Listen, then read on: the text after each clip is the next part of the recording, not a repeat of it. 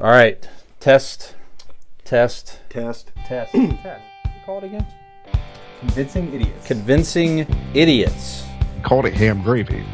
I informed them that I sided with the stat man, not just anyone's opinion, the stat man Brian Fisher.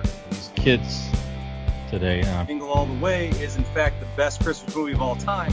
I need to get Grandma a present, and my herpes is flaring up. I got it. Mm-hmm. Yo. I'm the Millennial We're Santa. three friends representing three different generations. That's our whole shtick. That's our thing. Mm-hmm. Nick got the whole poop. Mm-hmm. I'm standing in the sea Caucasian. breeze, holding a turd, just mightily. I'm just going hitting hats. Anyway, on a lighter note, And welcome to the podcast. Welcome to the vodcast. Welcome to the broadcast. Boys and girls, welcome to the show. This is Convincing Idiots. As seamless as an introduction as that was, believe it or not, I am not a Xennial named Dean. I am your Millennial Nick. I'm Brian GenX. And our resident Xennial Dean it is his turn to be on assignment this week. So we are without Correct. our comrade Dean. So we look forward to his return and all the fun tales that he can tell us when he comes back, which should be next week. But in the meantime, if this is your first time joining us, we are typically a group of three friends representing three different generations, and we get together weekly to discuss nerd and pop culture things, different things, movies and TV shows and things of that nature in which we like, and we just spew our thoughts onto you in the hopes that you will stick around and listen. So if you have not already done so, please go to all of our social media accounts. The easiest way to do that would be to Google Convincing Idiots, Linktree, LINKTREE, and you're going to find links to your Facebooks, your Instagrams, your Twitters, your TikToks. Our email address is on there. All of that information and so much more also available on our website. That is convincingidiots.wordpress.com. You can find all of those wonderful things right there on the World Wide Web for your convenience.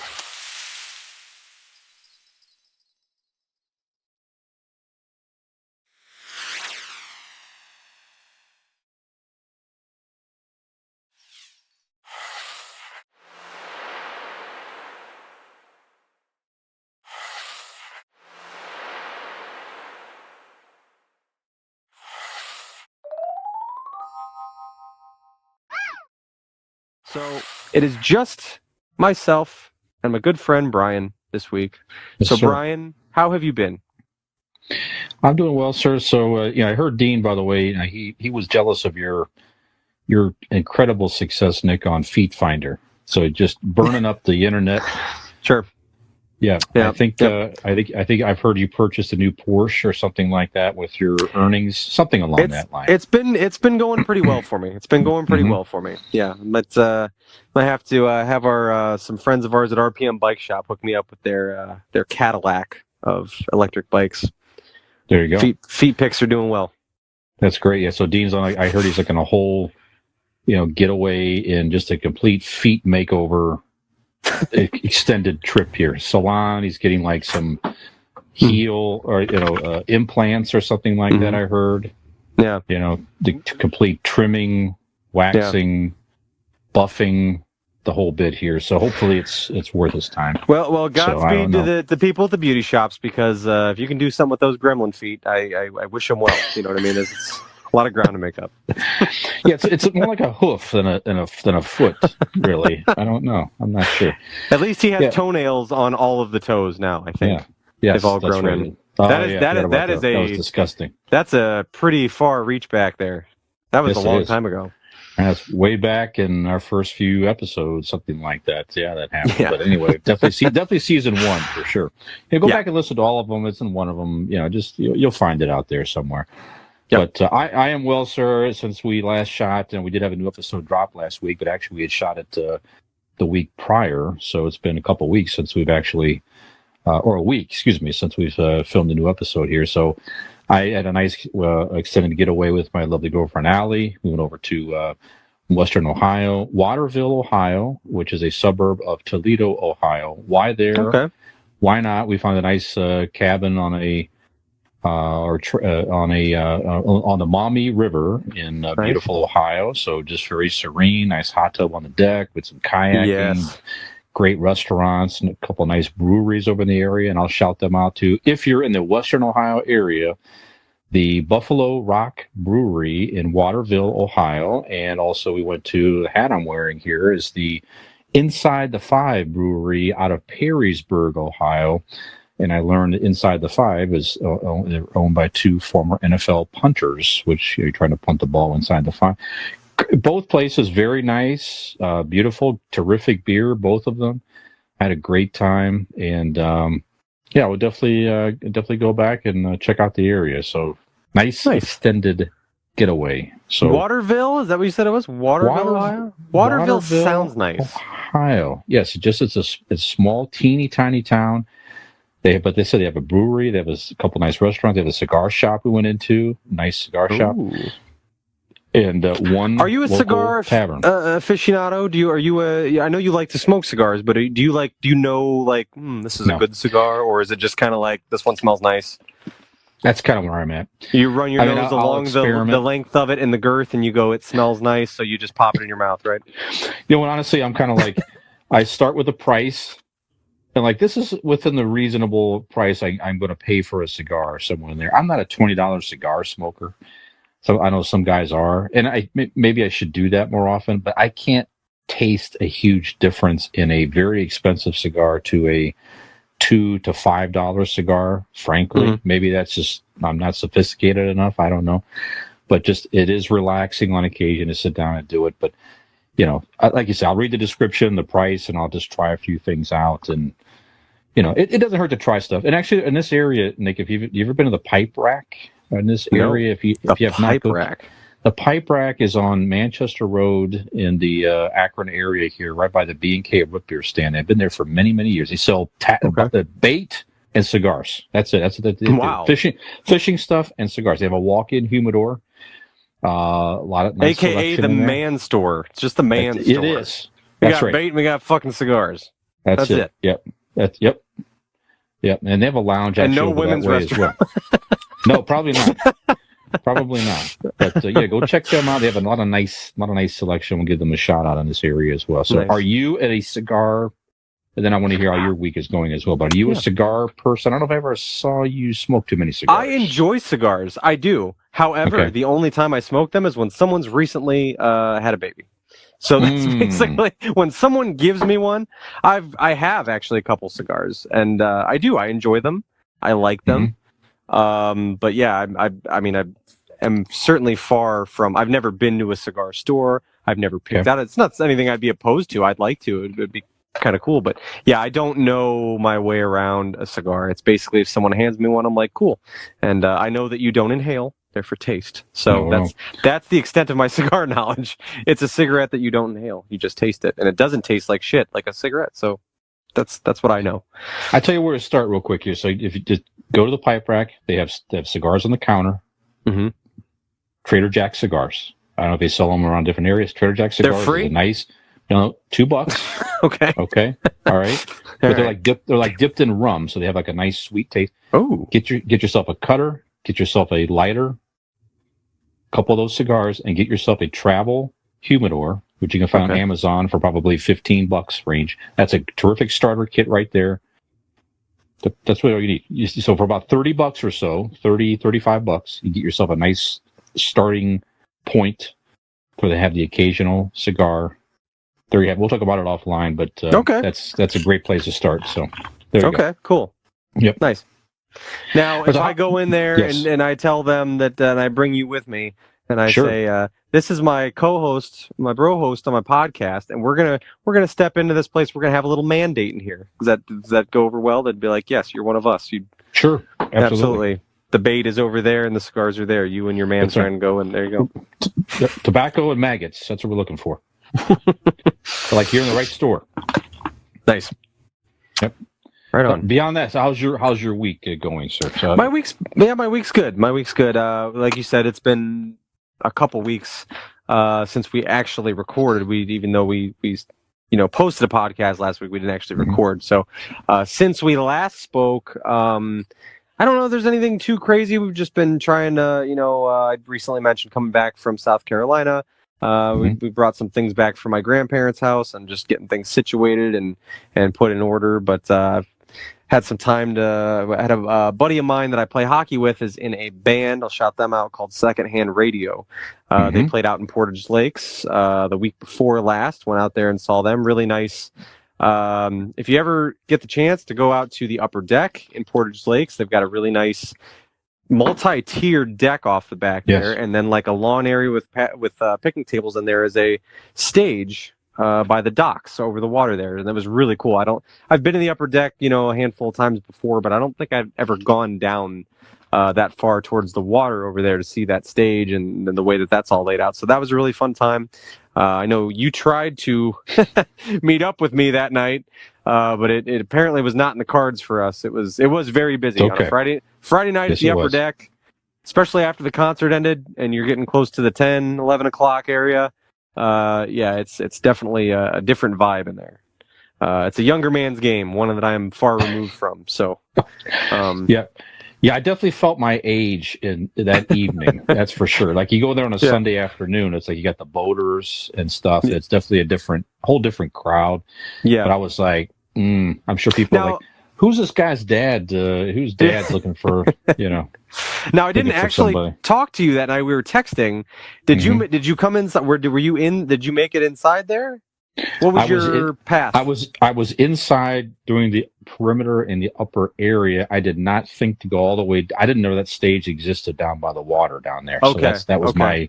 I should have went down farther and walked farther out versus just. We were the next level down on the deck, so that's probably where we missed you. But yeah, that was very close. Then I was at that bar on the lower level, but that's okay. It's fine. Shit. I'm sorry. Yeah, that's okay. It's all right. That's all right. I had plans the next morning anyway. Like I told you, it was probably a good thing I wasn't out till 1 or 2 in the morning that night. So. Sure. Yeah. But it was a good time, and just not much, getting things situated. Like I said, hanging out with some friends here and there as I have time, and hit Magic City for a beer on Sunday. That was a good, nice Sunday afternoon beer. But not too much, nothing too crazy over here. Very good.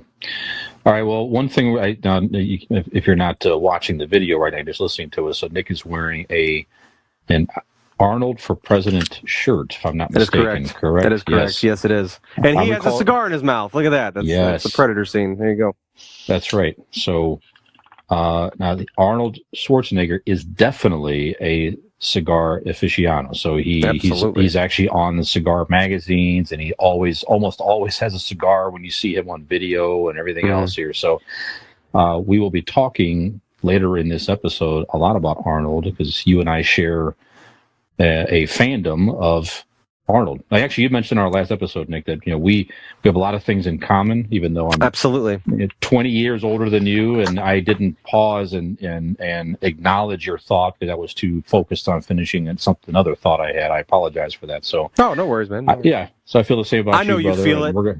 Yes, absolutely. So one of our things we talked about off camera is just you and I tonight is what are we going to get into? And it's like you and I both love Arnold Schwarzenegger movies, so that's what we're going to talk about in our main segment a little bit later on. I would like to say also, during COVID, he was a constant source of optimism for me. Every time he was very active on like Instagram and stuff, and every time you turn around, he's just sitting in a hot tub, and he's got his dogs and his mini horses around, and a cigar in his mouth, and a whiskey. I'm like, God damn, man, Arnold is just fucking doing it right, man. We all need to be a little more like that. Does shit suck right now? Yes. Now, granted, we don't all have mini horses and hot tubs and cigars out there ready, but nevertheless, it was. I just really enjoy him. I enjoy his aura, if you will, his whole vibe, and he was just something that always cheered me up whenever he posted something. I'm like, there we go. It's good. Life's good. Absolutely. We got Arnold. I'm with you, man. So, not a perfect person, had mistakes, but I just overall, who is, right? So, right. Yep. All right. So before we get into that, let's get into some idiot reviews, sir. Have you seen anything interesting or fun or anything since we last shot, sir? I have, and I'll start off with the most glaring and thing that has stuck with me the most since we last spoke, and it was a recommendation of yours. I watched episode 1 of The Old Man. Dude, you were not lying when you said one episode. All it takes, it's gotcha. And honestly, I've only seen the one episode so far, but if it wasn't so late when I had watched that episode, if I had the time, if the season continues the way on the trajectory the first episode lays out, I would imagine being able to knock that out in a day, like being able to just go episode after episode. What a good show.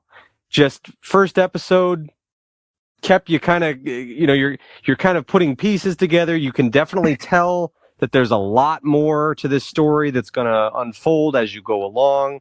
As you mentioned before, if anyone didn't hear the last episode, that's on FX. Jeff Bridges is the lead, along with John Lithgow, and both incredible actors. But yeah, you had me at Jeff Bridges. Say Jeff Bridges is doing a TV show. I'm at least going to watch a couple episodes. So yeah, man, I was really impressed. So much so I turned it on late one night, thinking, Robin's asleep. I go, I wanted to watch this show. Brian said it was good. Another buddy of mine said it was good. I trust his opinion. I'm like, okay, I'm going to watch this show. I'm going to watch The Old Man. So I turn it on. I'm just gripped the entire time, and I'm thinking to myself, initially when I set out to watch the show, I'm like, I can watch it. This can be a show that I watch, that I don't have, whenever I have time. But it's so good, I'm gonna feel guilty if I don't tell Robin, like, you need to watch the show. We're probably gonna watch it together because it's too good. It's really, I was very, very impressed, very impressed. So I second wholeheartedly your recommendation to watch The Old Man on FX. What else did I watch? Also, this is another conversation I would like to have with you later, if you have time. But I don't know that we discussed. I have finished Stranger Things. It's been a couple weeks, but season 4 of Stranger Things, if we didn't give full reviews, for my money, it has been the most captivating season of the show, probably since the first one, and probably even better than the first season. So anybody who's watched Stranger Things, that first season took everybody by storm, and it's gained massive popularity and all that stuff. But this season I felt was really well done. So that, and then tonight, in preparation of our topic and our love of Arnold Schwarzenegger, I watched for the very first time this evening. I believe it was made in 1993's The Last Action Hero. Believe it or not, I had never seen it. I knew of it, just never watched it before. So I'll give a review of that movie now, because I don't think we're going to go as in depth on individual movies. So what I thought of The Last Action Hero was in some ways what I was expecting. I knew the synopsis of it. I knew it's basically a kid's real life action hero from a movie comes to life or whatever. But it was enjoyable. It was really enjoyable for what it was. Definitely very self-aware is what I took away. It was very self-aware. It was very, cheesy action movie stuff, but they're leaning into it. It's all on purpose. They're, definitely playing it up, and he uses a lot of his lines. He said, "I'll be back" at one point to him, and he goes, "I bet you didn't think I was going to say that." And he goes, "No, you say that all the time.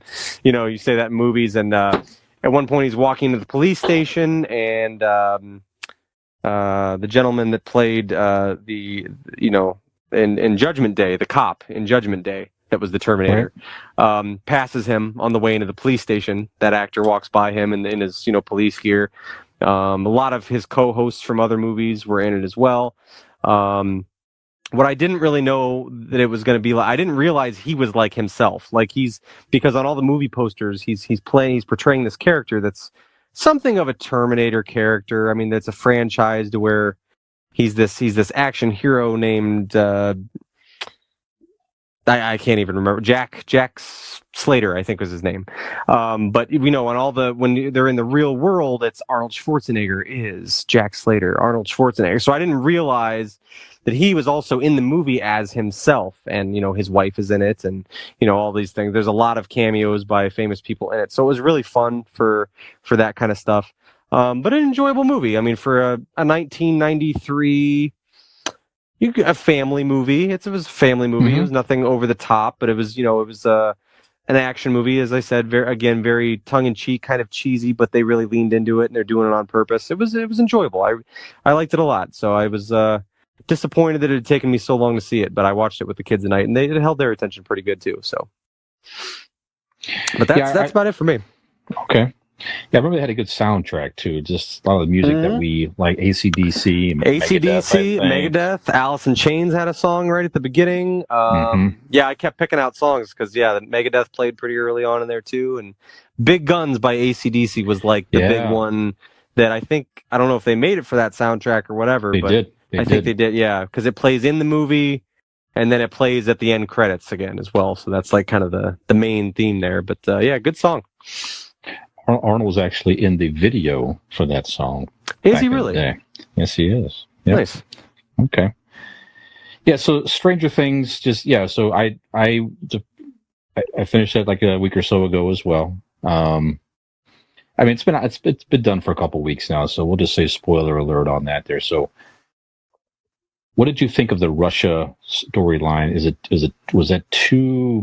Was there too much going on in this season, or they have too many characters and they have to do something with them? It's too much to put into one storyline. Was that whole Russia thing necessary, or what did you think about that?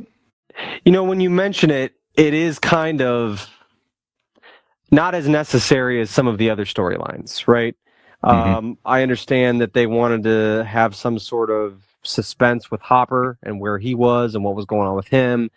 And as you said, they kind of take, the other two characters there that to your point, there's so many fucking characters in this show. Right. I remember like a handful. I know all the kids' names, but like some of the Will's mom and the other guy that is in the Peloton commercials. I don't know. Like they go and save Hopper. That's their whole thing. And, it was entertaining. It wasn't a bad storyline, but yeah, I mean, I guess, so as you said, spoiler alert, every different angle of, character in their own storyline kind of come together in the end to do their own little part to chip away at the greater goal here, to defeat the evil. So they definitely have their part in that. And that's, I guess, kind of a big-ish part, you know what I mean, of it. The characters that I really didn't like, they brought in the new guy who had some funny lines and some, but Argyle, I think was his name, the guy with the long hair that works at the pizza shop. Oh, I don't think that was a character that was necessary. Like, he didn't add anything other than, like I said, some comic relief, but you've got that in other characters. I didn't really, as that season went on, I kept thinking, he's going to have a bigger role. He's going to have something to do with something. Not really. He's just kind of there, and he just drives the van. But that was that section of the storyline. Like most of the time, Mike and Will are just off, kind of, and with Will's brother and like Argyle, they could have just not been there this season. It was really. Right. They were there at the beginning with 11, and then they just really were. They didn't have to be there. Could have written that differently. But you're right. I think, I once you say that, you could shave some of these characters down because there's just a lot. And I feel like, the central group of kids you started out with are important. My personal favorite is Steve. If they ever killed Steve, I don't even know if I'd be that interested in watching the show. I don't know if you're like me, but I'm rooting really hard for Steve and Nancy to get back together. I feel like that really needs to happen. There certainly seem to be laying the groundwork for that, but Steve's a good dude now, and I think that's where it needs to head. Yeah, I like him. I like him on that show. Yeah, I think it's got one more season. I guess what they're planning, right, is one more season. I believe so. Yeah. Yeah, I think that's it. Unless they do something completely creative and different with it, I don't know. So. I don't know. How did you feel about the release? Because that was kind of different. That's something we haven't seen. They released the first, 3 quarters. They released, 6 episodes or 7 all at once? Yep. And then they had the movie length ones, like the 2 or 3 episodes toward the end. Yeah, it was interesting and different. I mean, I do like making people wait a little bit so people don't get out there and spoil everything online and everything. So. And, I don't need to sit there and binge all that stuff anyway, honestly, for me. So, yeah. That was fine. It was a good format. Interesting season at the end of the day. Ending was interesting. Definitely sets up some intrigue for the next season. Like I said, with everybody growing up and just I don't know how much more you could do with I don't know. In one respect, you can keep fighting the supernatural with their powers and ability, that it gets to be kind of more like Scooby-Doo-ish, I guess. I don't know. Right.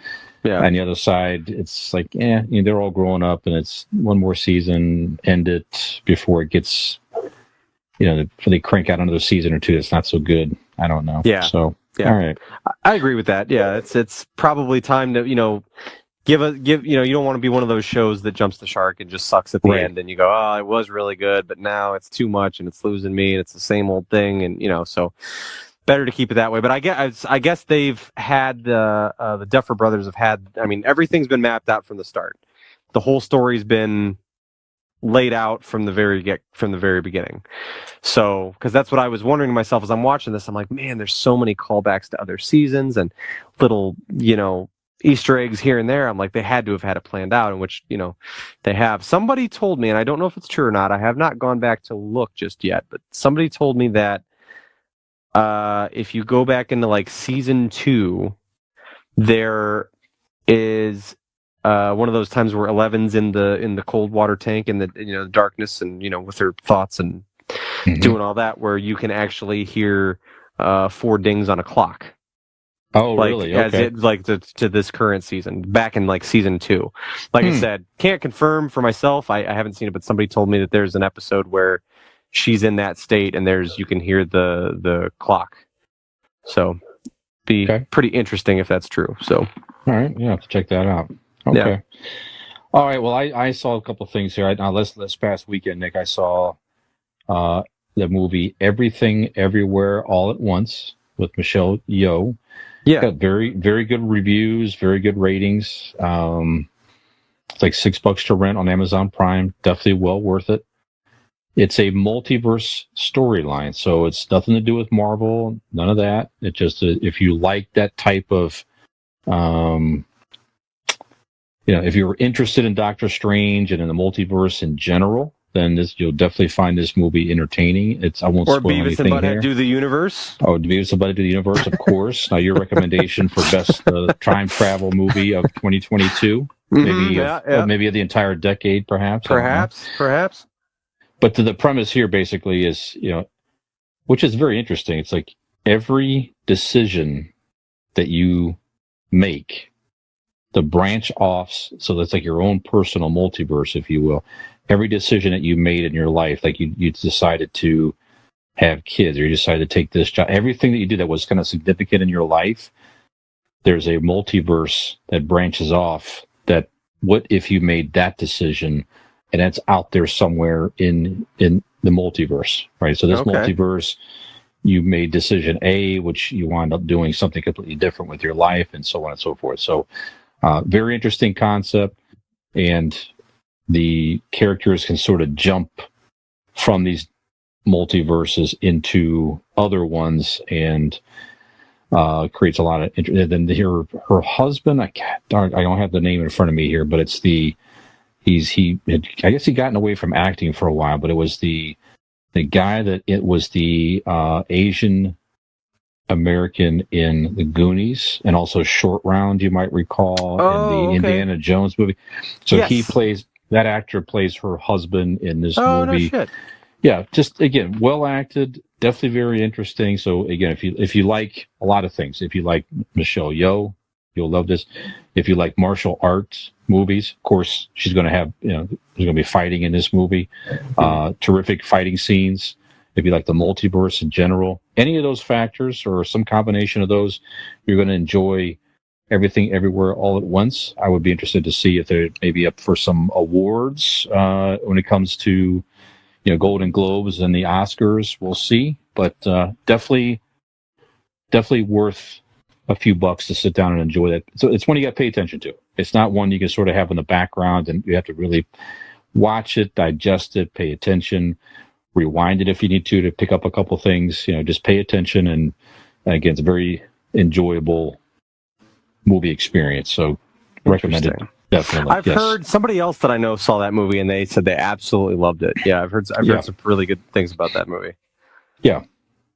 And, it could be the kids, maybe, but again, it's just beyond the kids. I think what they would really get. They might enjoy the fighting scenes and stuff like that, but yeah, it's more so sit down with with the adults and check it out and enjoy that movie. And I had not seen. We'll get into the Arnold movies. I had not watched it in a long time here, but I went back and watched The Running Man that you mentioned. So I can't believe that was released 35 years ago this year, all the way back in 1987. So we'll talk more about that when we get into our Arnold segment. I also finished, I won't spoil anything here, but I finished The Old Man. So there's like 7 episodes out there. I watched all 7. So definitely, you're hooked. Keep it going. You will not be disappointed whatsoever. And I finished the Ms. Marvel season as well. So again, it grew on me, as I mentioned on our last episodes here.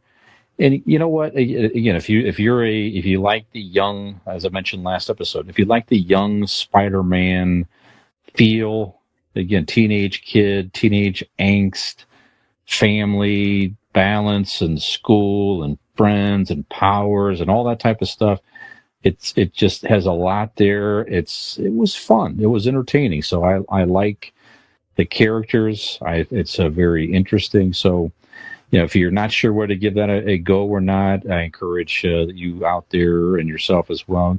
Give it another couple episodes. See if it pulls you in a little bit more. It's like 6 episodes. It's not a big deal. Finish it up and see what you think.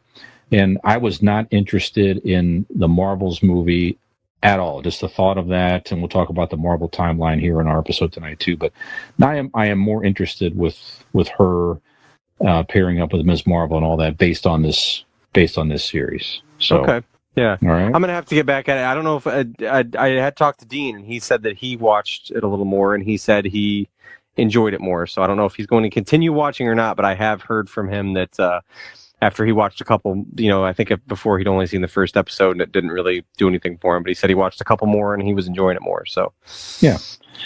Okay. All right. So anything else you've seen you want to call out here, sir? I don't think so. I think that's pretty much the meat and potatoes of what I've seen. I've been watching some of The Bachelorette in the background when Robin's watching it. So, not sure what to make of any of that just yet, but The Bachelorette, stay tuned. There's 2 Bachelorettes. Yeah. There's 2 Bachelorettes this season. All right. I don't know how that works. Crazy.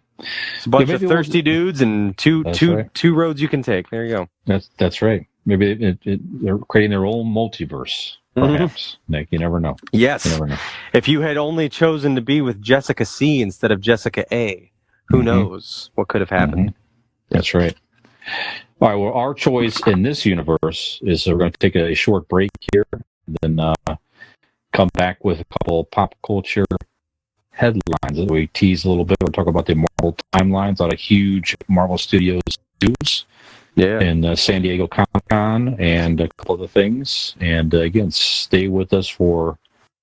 I'm probably frozen right now on video, but stay with us for Arnold movies as well. So we are going to thaw out Brian.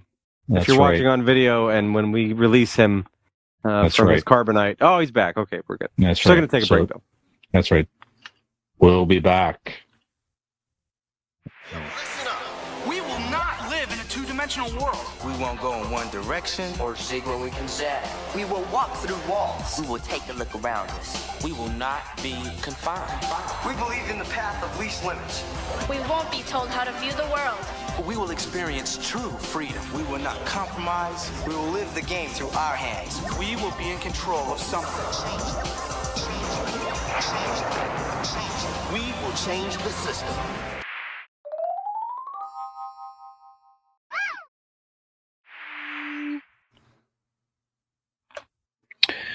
Welcome back to Convincing Idiots.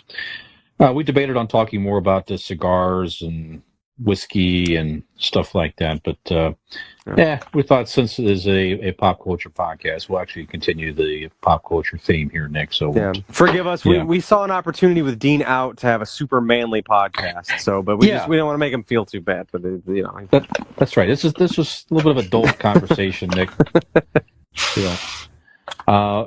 Well, some big news this week in the world of pop culture is the Marvel announcements. I mean, if you're even a fringe fan of the Marvel movies, you probably saw this all over social media in the San Diego Comic Con, as you mentioned already earlier, Nick. They haven't been able to do one because of the pandemic lately, so they had the whole big convention again.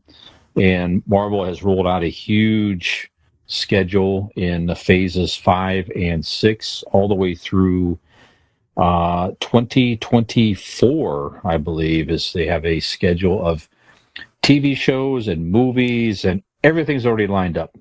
So we'll talk about that here in a second. And again, in the comparison, we'll talk about too in the conversation. They are just from what seems to be, to me anyway, the planning and announcements and everything. They are just blowing. It's hard for DC to keep up with all that. It just seems like they just can't seem to come up with a long-term plan like that. So kudos to Marvel Studios and Disney and Kevin Feige and everybody that's involved in all that, to just good, bad, or indifferent. These are the shows we're gonna create. They're going to put those out on schedule, and it gets people a chance to get hyped up and looking forward to stuff, whether it be, Disney Plus or the movies, whatever. And it's certainly a wide variety of interest over the next couple years here. So, I know I said, Nick? Go ahead. I was going to say, I'd said before, I was not necessarily critical, but just like, it's so much. They're pumping out so much content, and all that stuff. But I got to say, stepping away from the way it might seem at times overwhelming to me, the way that they started out with a few movies, and then I feel like they've built it out correctly. In a way for them that is easy enough to follow along with. In the beginning, you've got your main heroes, and then now we're bringing them together, and the web is being, it's what was the everything everywhere all the time? It's like every different hero has its little a million different pathways that are coming off it of every different character and stuff like that, and like we'd said before, if they're storylines that you want to follow along with, that you feel compelled to, you can pick and choose those ones and follow along. As long as they don't make it to the point to where you have to know everything to get what's happening in this one movie you want to see. As long as you don't see them get carried away, that's fine. If there's, Easter eggs and things planted in there, that you pick up on and go, oh, that's, from this or from that.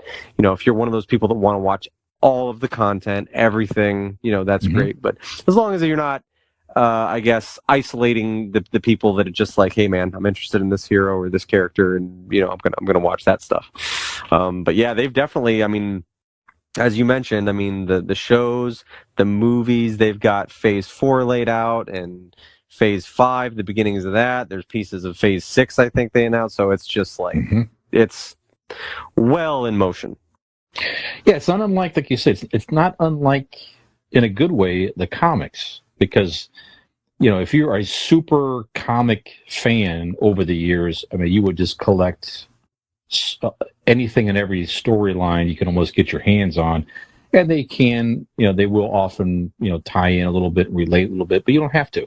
If you are a Spider-Man fan, you could stick with a Spider-Man story, and it's fine. And then when he's in an Avengers movie or something, then it's like, okay, I'm interested to see how it all ties together. And if that's all you follow along with, you'll do okay with even these new with the new content they're putting out there. But if you're a super fan, you like watching everything, then you definitely can see how they tie things together. But to your point, you don't necessarily have to watch every single solitary thing, and I think they realize that too. To your point, so good stuff here. So.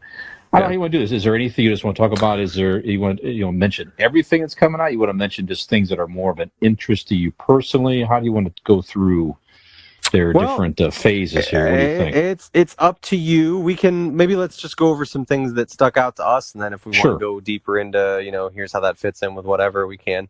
I'll start. Go ahead, please. I've been anxiously awaiting more content for Black Panther and Wakanda Forever. So the trailer finally dropped for that, and it looks very good. I'm very excited. It was a little emotional to watch. nice somber cover of No Woman, No Cry by Bob Marley. I'm not sure who's singing it, but it's a woman's voice. It's very somber, very heartfelt, and it later ties into a Kendrick Lamar song. It was. It lays the groundwork from a lot of the things we already know. I don't think it gave too much away, other than that the bad guy, the villain, will be Namor, which I am not as well versed in the comic side of this stuff. I don't know. Was Namor from the Black Panther universe, or was he just like a common Marvel villain? Like, I found it odd that Namor pops up in the Black Panther movie, but that could be wrong. That could just be my ignorance to him tying into the Black Panther comics or storyline. Do you know if Namor was specifically a Black Panther villain necessarily, or is that just how they're tying him into this? I think it's just how they're tying him into that. So Namor the Submariner goes way, way back. So they're some of the earlier Captain America way back. They fought him out, right? Yeah, he teamed up with Namor back in, I'm going to say, the 40s and the 50s even. So he sort of traveled a little bit to where, he's there like their Aquaman-ish type hero, if you will. So he's from Atlantis, and he's like their prince and everything. So he's kind of went on, he's a good guy for a minute, but then he also is for his people, and so he's kind of swayed back and forth a little bit there. But for the most part, he's been a difficult good guy, if you will, at times. But he's been a member of the Avengers off and on for many, many years. So interesting character. But I think, like you say, I think it's just how they're bringing him into the universe, and I'm sure that then they'll have opportunities to probably figure out where he fits. I don't know if he's popular enough to get his own movie. I guess it remains to be seen. Sure. But certainly they can bring him into, I would say he's almost certainly going to be in the upcoming Avengers movies and everything else. So once they get all that going in the timeline. But yeah, I'm excited for him to see what they do with them. Now, Marvel doesn't need any pointers from us. They've got this shit figured out. Yes, but if we could learn from some DC mistakes, can we at least make the underwater scenes look believable? Let's just do it. Make it look believable. Let's the floating hair and stuff. Let's just be easy with the effects and how realistic they're coming off. But I swear that was one of the biggest things for me to get past in Aquaman. Is not only did the storyline of it kind of fall flat for me, but it was just like it just looked like shit. Like everything underwater was just silly and stupid, and I'm like, this is dumb. I'm not worried about Marvel in that respect. I joke they'll be just fine. But yeah, I really enjoyed that. One of my favorite characters, from the first time of seeing Black Panther was M'Baku, who is the leader of the Jabari tribe, who initially challenges T'Challa in the first Black Panther, and then later they find him, they come to his aid, and he's also in the Avengers movies and stuff. So from what I've heard, he's going to have a bigger role in this movie. Winston Duke is the actor that plays him, and I'm very excited to see a little bit more of him in these movies. But yeah, definitely. And from what the trailer shows, probably confirms a lot of the, like that Shuri's going to be taking over the helm as Black Panther and all that stuff. So definitely it didn't disappoint me. It was kind of hit right on the mark with the vibe I was looking for. So that's definitely the one that I'm most excited to see. So what about you? What was of all the different, let's start right off at the top, of all the things that you saw, San Diego Comic-Con content that came out, what's the property, whether there was a trailer or not, what's the thing you were most excited to hear that was coming to life? Well, I'm interested in the Wakanda Forever as well. I like that whole vibe. I think it's going to be another huge hit for them. Yeah. I like the fact they're not replacing Chadwick Boseman. I like that a lot. And I'm sure we'll learn how he probably honorably died and all that. So that looks awesome. I love Samuel Jackson as Nick Fury.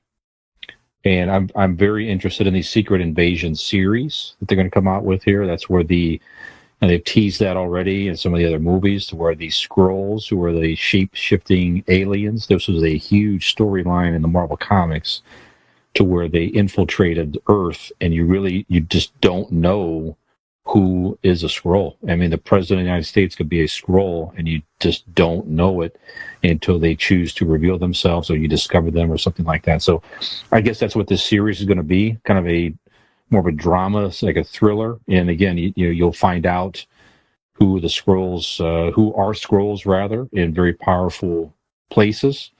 So anything Samuel Jackson's Nick Fury, I'm all for it. Definitely interested in it, and I am really stoked in Loki season 2. Yeah, love season 1. I mean, it's such a interesting storyline with the whole time. The time. Age, I can't think of what it's called anymore here. The TVA, the Time Variant Agency, is that what That's it it? was? That's it. TVA? You're exactly right. Yep. Okay. Exactly right. Miss Minutes. She keeps the lock down. That's right. Love it. Blade. I've been going back to. Have you ever seen the original Blade movies with Wesley Snipes? I have. Yeah, it's been Okay. a long time. And honestly, I had no idea until like a few years ago. I didn't know that was like a Marvel thing. Yeah. I remember, growing up and, Wesley Snipes in the movies and but they weren't really advertised to you as like a comic book or a movie adaptation of a comic book. Mm-hmm. And we talked about this before, but those Blade movies, that Wesley said that if that movie was not a hit back in its time, you may not have seen where the Marvel Universe is even today. I mean, that was the springboard into making the Spider-Man movie and everything else. Mm-hmm. That movie was such a nice hit for them. When did the first Blade come out? Like 97, 98, something like that? Something like that. There was 3? Yeah, there were They made 3. The other ones, you could take it or leave it here, but, it was Wesley Snipes and Chris Christopherson was the... Anyway, I won't go into that stuff, but it's just a great character, very interesting. Love to see the reboot here. I think the new guy, Mahershala Ali, excuse me, he's going to be the new Blade here. So I'm probably mispronouncing his name. I apologize for that. So, and Daredevil, I love the Daredevil's original series. Have you seen this on? They're bringing it over from Netflix, I think soon, but I think it's still on Netflix now. But the original Daredevil series, have you seen it? I have not. Because it came out around the same time as they had The Punisher and they had Daredevil, and those came out around the same time for Netflix, and Yep. So The Punisher is in actually season 2. He makes his debut in Daredevil. Okay, John Bernthal as the Punisher is excellent in that role. Watch that series. The other ones are good too. The Luke Cage series is pretty good. Mm-hmm. But Jessica Jones, Jennifer Jones, whatever that one was, is okay. But Charlie Cox as Daredevil is phenomenal, very believable, and I'm so stoked in having him come back. And Vincent D'Onofrio, I'm mispronouncing his name, as Kingpin, who already made his appearance in Hawkeye, of course. But it's an 18 episode thing on, and he made it a cameo in the She-Hulk trailer as well. Daredevil. 18 episodes? 18 episodes is what they've announced. Yeah. So, but that's all the fans. So the fans kept crying out for more Charlie Cox as Daredevil, and we're getting what we asked for here. So I'm very much looking forward to that, and certainly the big Avengers movies. The Kang. Yeah. Just terrific character. The guy's so good in that role as Kang. Oh yeah, that was. Really. Wars. Yeah, in that the last episodes of Loki there. I mean, I was really, really impressed with that portrayal. That actor did a fantastic job, and I'm definitely looking forward to seeing more of that. Yeah, absolutely. So I've read off a bunch of stuff here. Anything else you're interested in besides Wakanda Forever? Anything else? I watched the trailers for Wakanda Forever, and I watched the trailer. So we briefly discussed the differences, right, in Marvel and DC. And, we've mentioned before on the show, I think DC's had some decent offerings as of late. I really liked the new Suicide Squad. Yes. Thought that it was really good. Really enjoyed it a lot more than I expected. Especially, I did not enjoy the one before it. I don't remember which one is.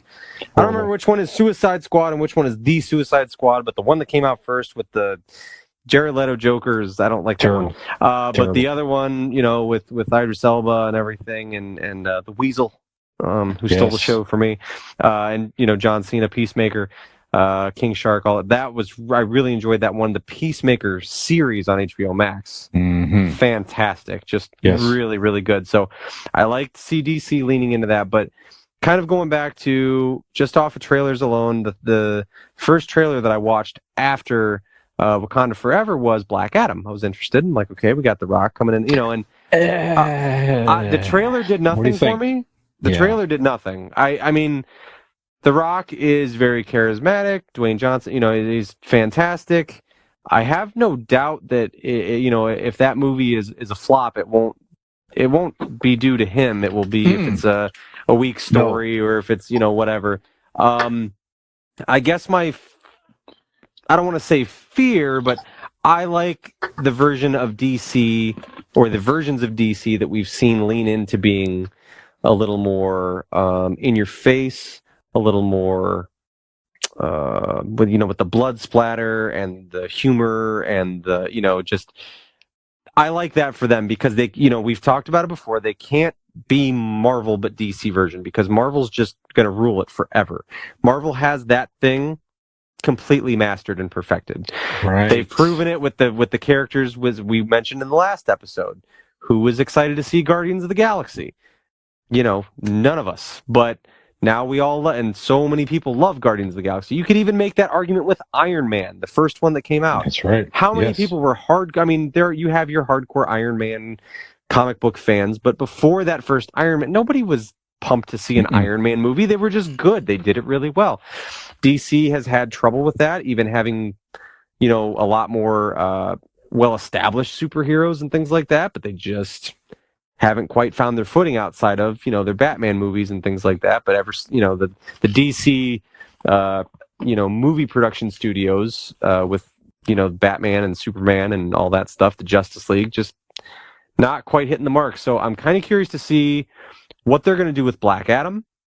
If they're going to, I guess I look at that character, and maybe I just don't know enough about the character, but I don't look at that character or I didn't watch that trailer and go, oh, here's an opening for this character to be in line with some of the DC properties that I've seen that I really like the way they handled it.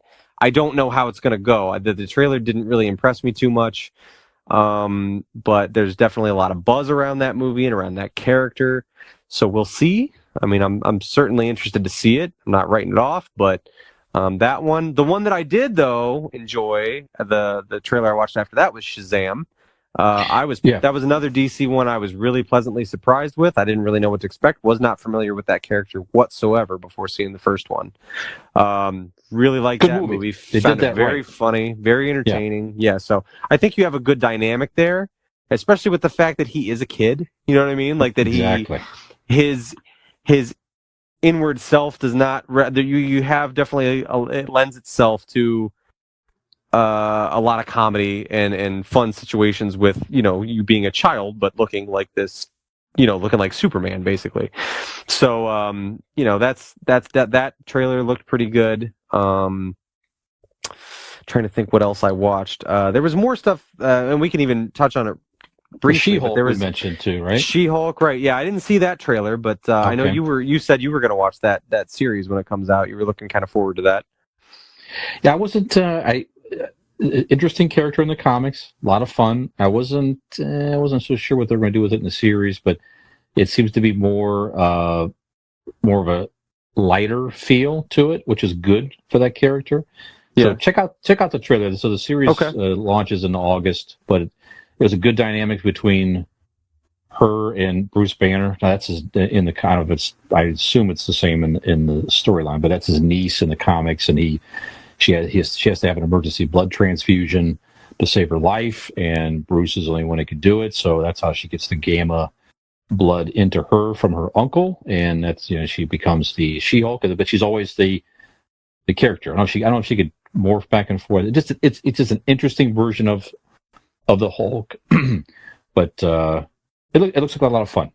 Okay. She's a lawyer. Daredevil, like I said, makes an appearance earlier, but it looks a lot better than I was originally anticipating. Yeah. So. Okay. A couple things that trailers have not been released yet, but definitely excited to hear about them. You mentioned for Loki season 2, that's definitely one of them. Agatha, Coven of Chaos. Yes, I'm looking forward to that. Yes. We talked briefly off camera. I thought once again, Sandra. No, what's her name? No, it's Catherine Hahn. Catherine Hahn, thank you. I don't know why I can never remember her name, but she's a very, very talented actress, very funny. Definitely enjoyed her in that role. So that was one I'm very excited to watch. That's a series, right? That's not a movie. That's going to be a series on Disney Plus. Yep. Very cool. Very cool. Excited for that. And then Ant-Man and the Wasp, the third installment of that is going to be the start of Phase 5. That's correct. And they announced that MODOK will be in that one as well. So that'll be kind of cool. Yeah. Have you watched MODOK on Hulu, with Oliver or Patton Oswalt? I have not watched MODOK. I know him from the comics. It's a very strange character for sure. So it'll be interesting to see what they do with him. That show is funny. It's basically like Robot Chicken, if you're familiar with that. But so it's that style of humor, and that it's actually MODOK living in kind of real world situation. Like he has a son and a daughter, and his wife, is a regular person. So his daughter looks like him, with this floating head thing, and and then his son's just a regular looking kid, and it's all that claymation kind of animated thing, and the humor is definitely adult oriented. It's not a show for children, but it's like I said, I think it might, if it didn't start off as an Adult Swim show on Adult Swim, it's right on par with those type of shows. It's on Hulu? It's on Hulu, yeah. It's just called MODOK, yeah. All right. And Patton Oswalt, the comedian that we're all familiar with, he's the voice of MODOK. It's very entertaining. It's very good. So I would definitely strongly recommend that. But yeah, I'm excited to see what they do with the character of MODOK and the new Ant-Man. Any other Marvel or DC things that caught your eye? I'm intrigued by July 26, 2024. So it's looking ahead. Geez, 2 years from now already, but the Thunderbolts is interesting. So we talked about. Yeah, I wasn't familiar with that. You were telling me a little bit about it. I love the Suicide Squad as well, and as we said off camera, it's sort of their version of the Suicide Squad. So it's villains who got together that try to basically take over the Avengers and be like the new Avengers. So led by Baron Zemo, and so if you. And now they're going back and kind of, as you read some of these articles online and elsewhere, but they're pointing out some of the potential anti-heroes, if you will, that'll be in this series. So you've already got U.S. Agent that they've introduced in Falcon the Winter Soldier. Of course, you have Baron Zemo himself. They can always bring back, because we don't know what happened to him. And other ones that they can certainly bring into play. You got Julie Louis-Dreyfus that Ted talked about.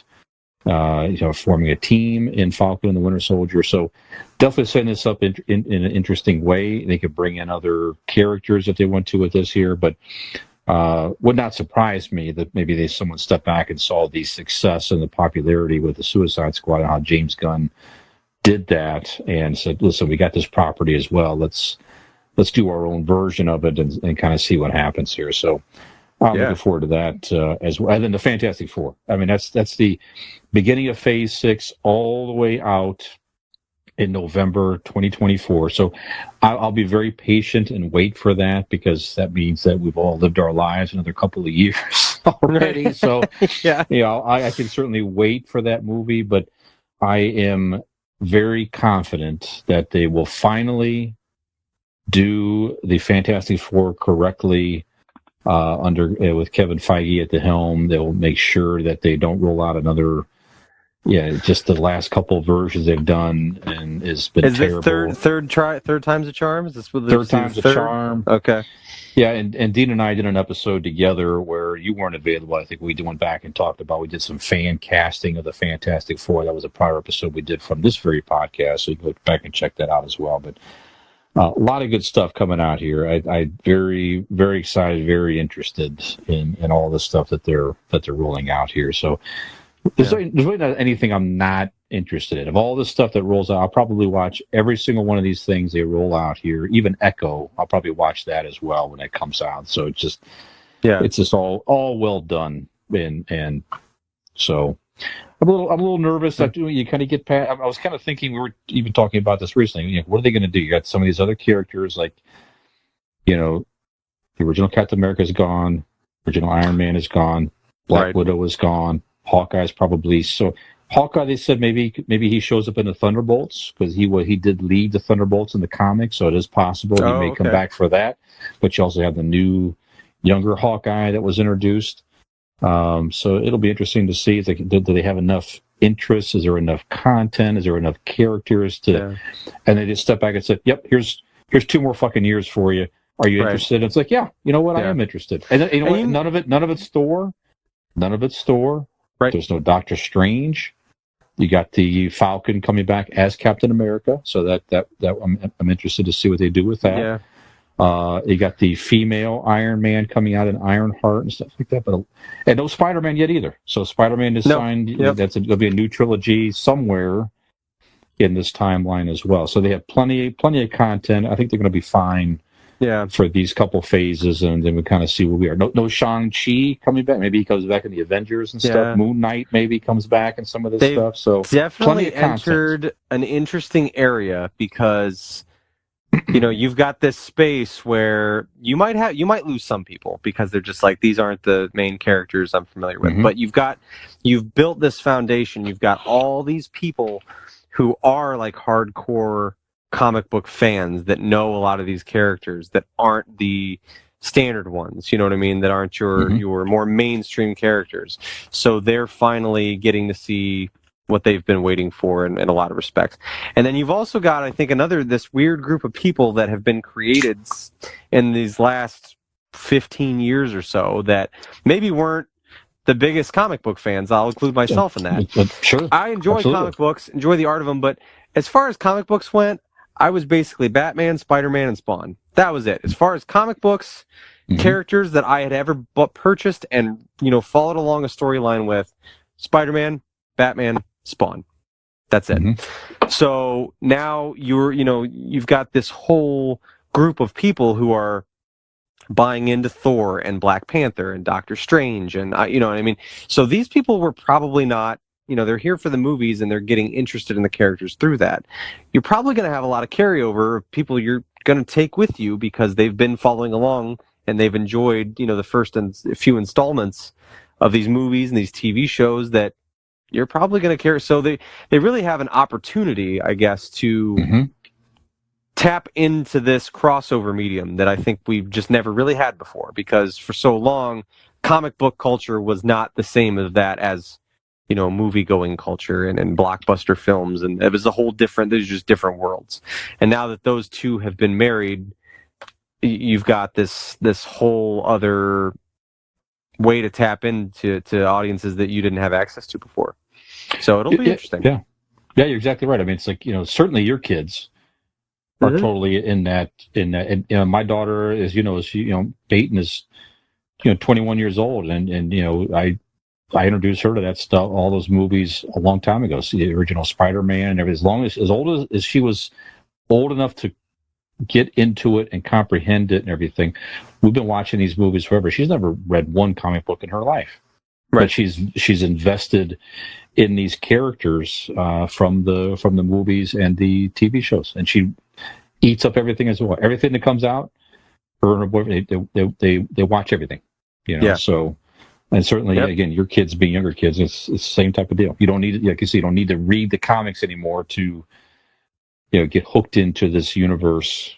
And for me, and maybe yourself, was growing up reading, I miss all that. I try to get back into collecting and read the storylines again. I even buy comics even today a little bit here.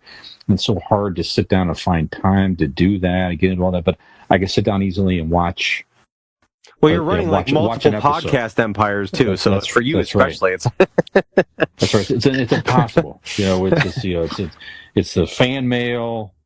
Oh, The yeah. guys bringing it on in sacks and everything, and leaving it on the front porch. It's ridiculous, crazy. So these Orders take for a breath and watch fishernet the shit. stockings. It's just one Sure. thing after the next. That's right. That's right. Yeah. All right. So, anything else on this topic, Nick? Before we take a break and get into some Arnold.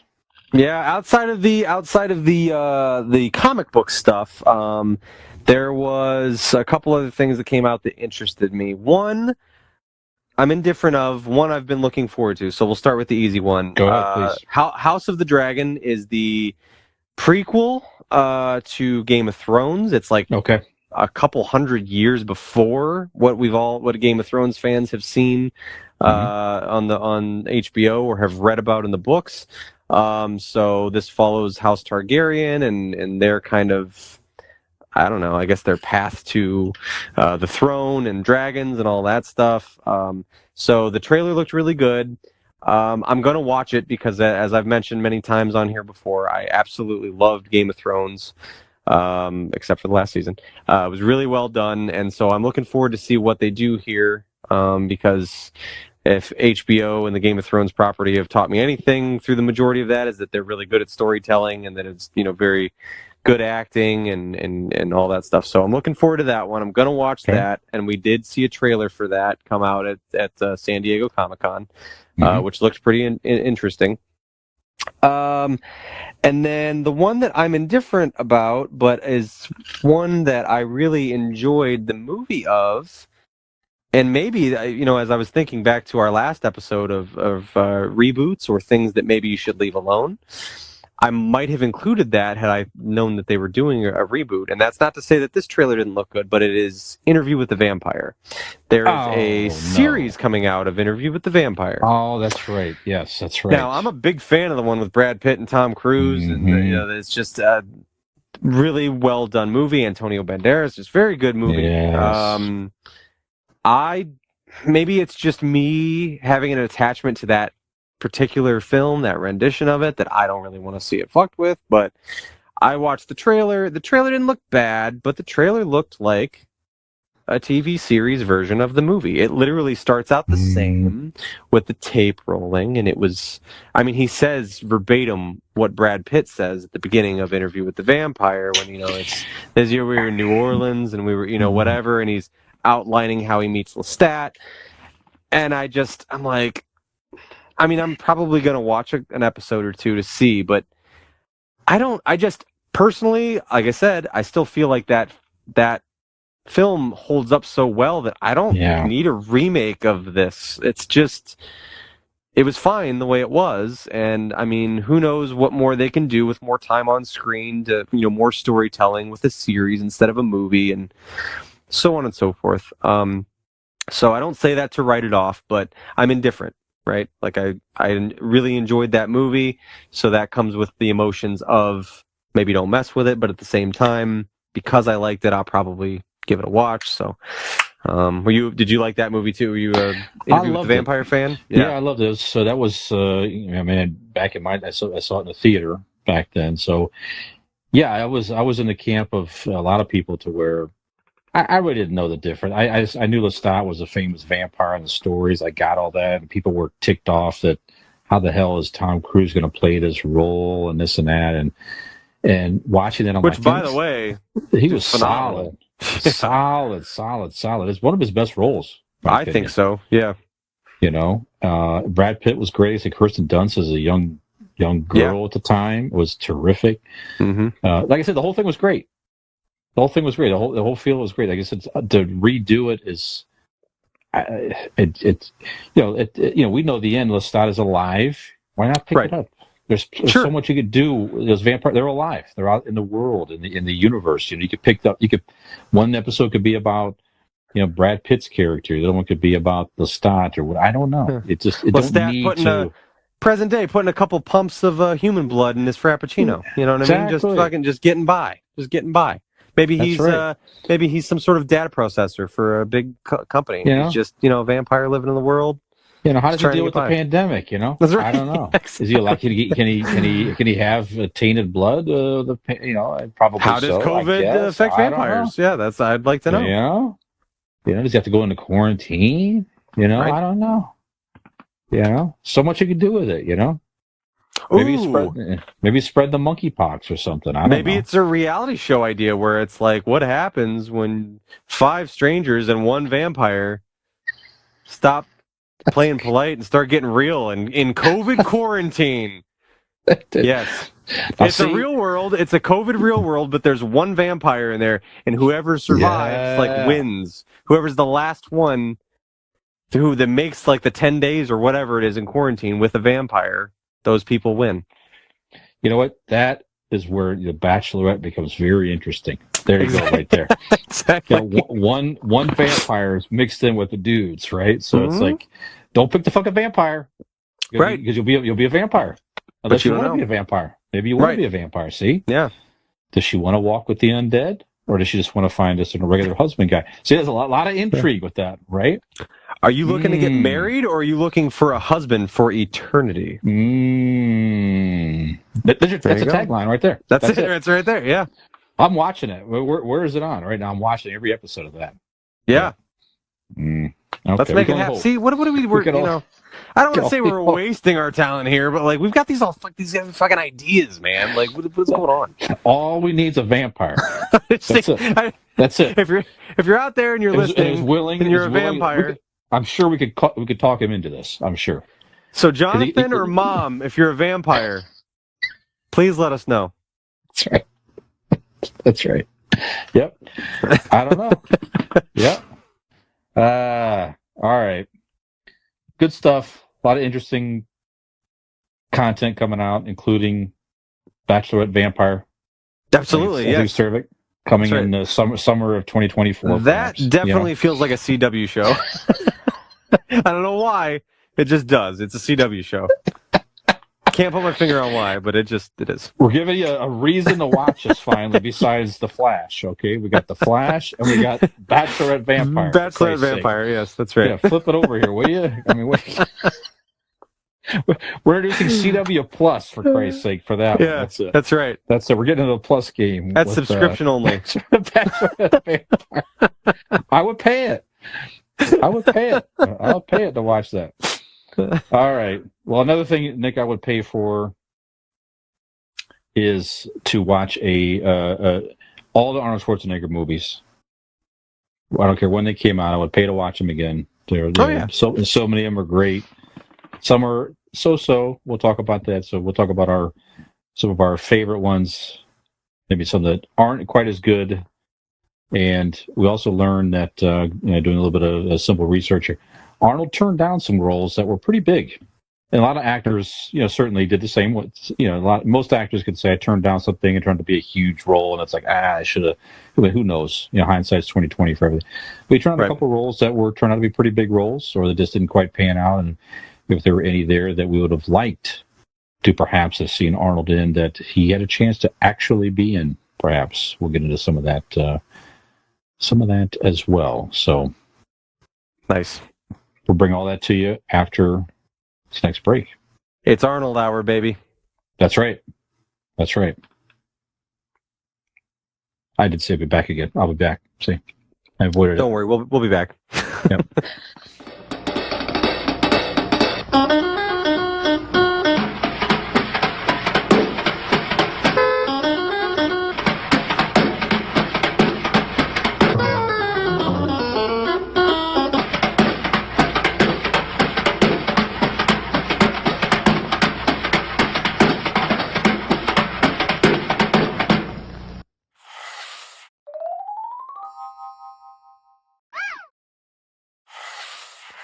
And we are back here on Convincing Idiots. This is round number 3 with Millennial Nick GenX Brian, and we are ready to go. We have recently talked about our love for many things in Marvel universes and DC universes and Comic-Con culture in general.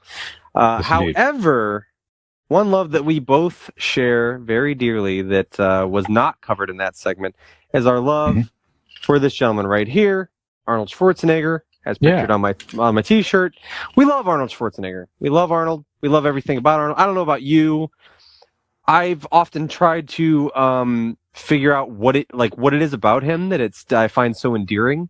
And I'm not gonna lie. Okay, so real quick, my grandfather came here to this country at age 18 from Germany. Arnold Schwarzenegger is Austrian. People from our listeners in Germany, I'm sure, if they're listening, will tell you that German and Austrian accents are very different. And while I respect that, and it's true, to a lot of us dumb Americans, they sound very similar to us. So I think there's an element of Arnold Schwarzenegger and his thick accent and the way he pronounces things that kind of reminds me of my grandfather, who I just loved so much and was my hero. And then I just, growing up, I was born in 88, and all growing up, I mean, he was everywhere. He was, such a massive star. He was in all these blockbusters, big action star. And also, we mentioned off the top, just kind of, there's a vibe, an aura to Arnold that's very likable, that's very down to earth. Brian and I were talking off camera. He served a full term as the governor of California, which was how many years altogether? It was 8 years total. So he was elected in a recall election in 2003. So he defeated the Democratic contender at the time, and then he finished out that term, and then he was reelected in 2006 and served a full term until 2011, and then he returned to acting and made more movies after that. So,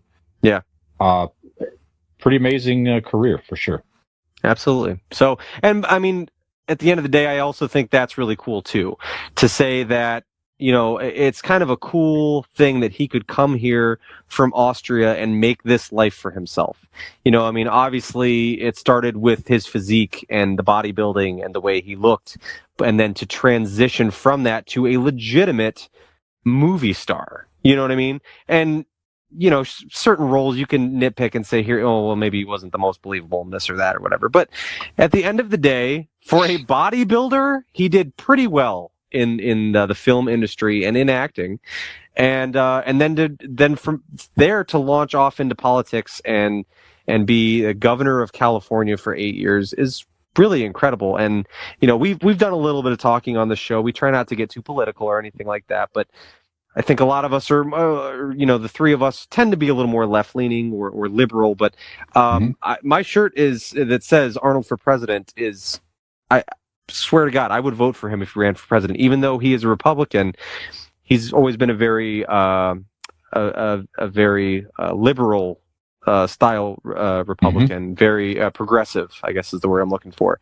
And I love Arnold. He's very climate conscious and in a lot of social aspects, which is what's important to me. He's very progressive, but fiscally responsible and a Republican in many respects. So I love Arnold Schwarzenegger. Just trying to wrap it up in a bow like that. Just everything about him. And like you said, he's had things in the past. I believe there was a maid or something that he had an affair with, had a child with, and all that, So, I mean, certainly he's had missteps in his life, but to my knowledge, he's not done anything super horrific to anyone, or that's, I love Arnold Schwarzenegger. Just a big fan. Yeah, I'm with you, man. I mean, and you see his son, by the way. His son's actually, looks like he's getting a little bit bulk himself, and obviously working with dad. And it seemed like they had a good relationship and everything like that. But it's really the only thing that stopped him from running for president is he couldn't. Right? He was not born in this country, so he was not a citizen born in the United States. So he can't run for president. But probably would have made a good run at it if he was able to. But yeah, just an amazing story. I mean, think about that. Any person coming to the U.S. with that sheer determination, first of all, to build up his body like that, and the amount of work would it's astounding for any person to bulk themselves up like that. It's just the dedication has to be just ridiculous to do everything from the eating and the working and just to get himself. And he decides somewhere along the way, I want to be an actor with this accent. I'm sure 1,000 people told him he couldn't do it. He was stupid for doing it. No way you can do this. And he said basically, yeah, you know what? Fuck you. I'm going to do it anyway. And became a legitimate movie star, like you said.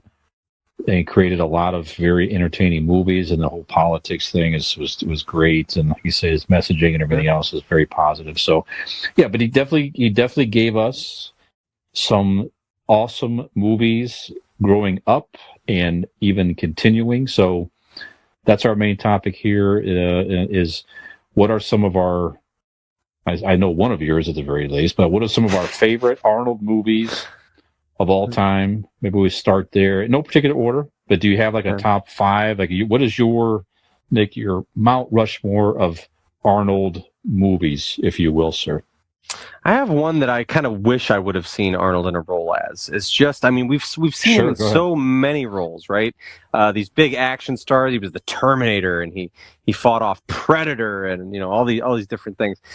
I would have liked to seen Arnold as, I mean, we've seen him, he was a dad in Jingle All the Way, which is, one of my favorites, but I would have liked to have seen him in just a role where there is no type of physical, any demands. He's just maybe an insurance salesman, perhaps. And, maybe a struggling insurance agent, because, I mean, no doubt, if Arnold Schwarzenegger was to sell insurance, and I mean, by God, he could sell you insurance. Sure. But he would probably be met with his greatest opponent ever. I'm talking greater than anything he's ever faced in Terminator, greater than the Predator, okay? Ooh. Certainly the greatest foe he would ever have to face is trying to sell insurance against our good friend Aaron Blake at Blake Insurance Agency. Blake Insurance Agency is an Erie insurance agent. I'm sorry, group. That's yes, right. I'm sorry. Yep. I don't have Dean's script, but they do something with Erie. They offer you many variations of insurance. I don't know that Predator insurance is necessarily covered. I don't think so. Maybe. But if that was a thing that any insurance agency could offer you, I guarantee Blake Insurance Agency would have that for you. But just for the fun of it, go ahead and give them a call at 234-571-5359 to get your free 5-minute quote today, and tell Aaron Blake that Convincing Idiots sent you in this very clunky manner. We'd appreciate it. Very good. Excellent. Yes. Excellent. So, did you have a Mount Rushmore? Is that what you asked for initially? Yes, indeed. Okay, so this is pretty simple for me. My top 5. Now, you're probably going to find that a lot of mine are, once again, reflective of when I grew up. Sure. So, in no particular order, I'm going to throw a couple family favorites up there. We're going to start with Twins. That's probably my 5 spot. Twins with Danny DeVito is definitely one of my favorites. Once again, this kind of adds to that. This might have been one of the first ones that gives you that side of Arnold. That's kind of, he's this very naive, and he's the same thing. He's from a foreign land. He comes over here. He's very naive. He's just this very, what's the word I'm looking for? Gullible. He's right, because Danny DeVito is passing himself off as his twin brother, and he's kind of a low life. He's taking advantage of him, but Arnold's there for him, and he's so it's a good family movie, I'd say, for the most part. And I always remembered liking that movie as a kid. I'd say you're right. It was an 88. I'm sorry to interrupt you. 88 was that movie, and looking at his list of movies up to that point, it probably would say that it's probably his first. Yeah, like for the family movie kind of thing.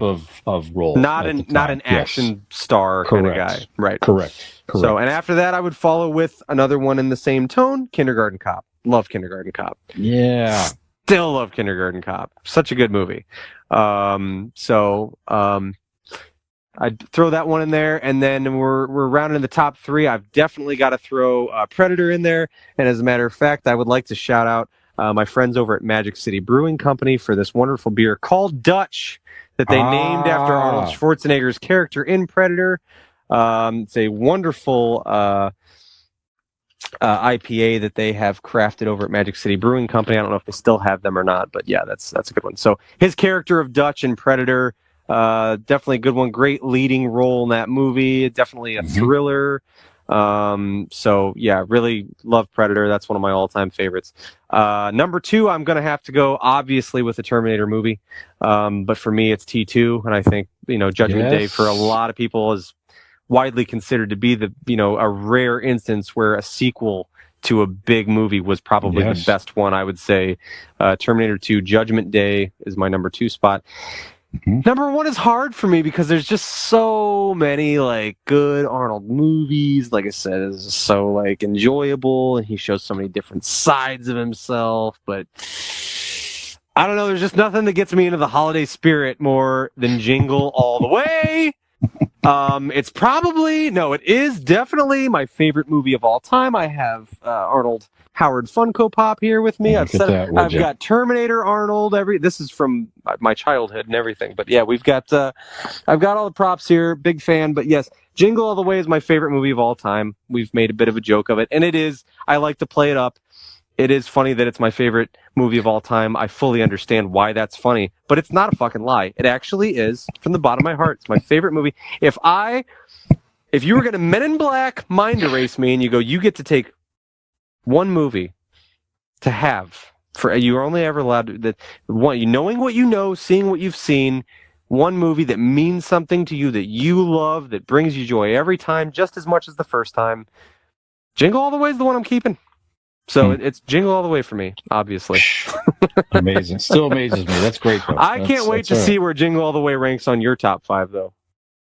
I'm thinking maybe not as high as mine, but at least a solid 3, I think, for you. It did not make my list.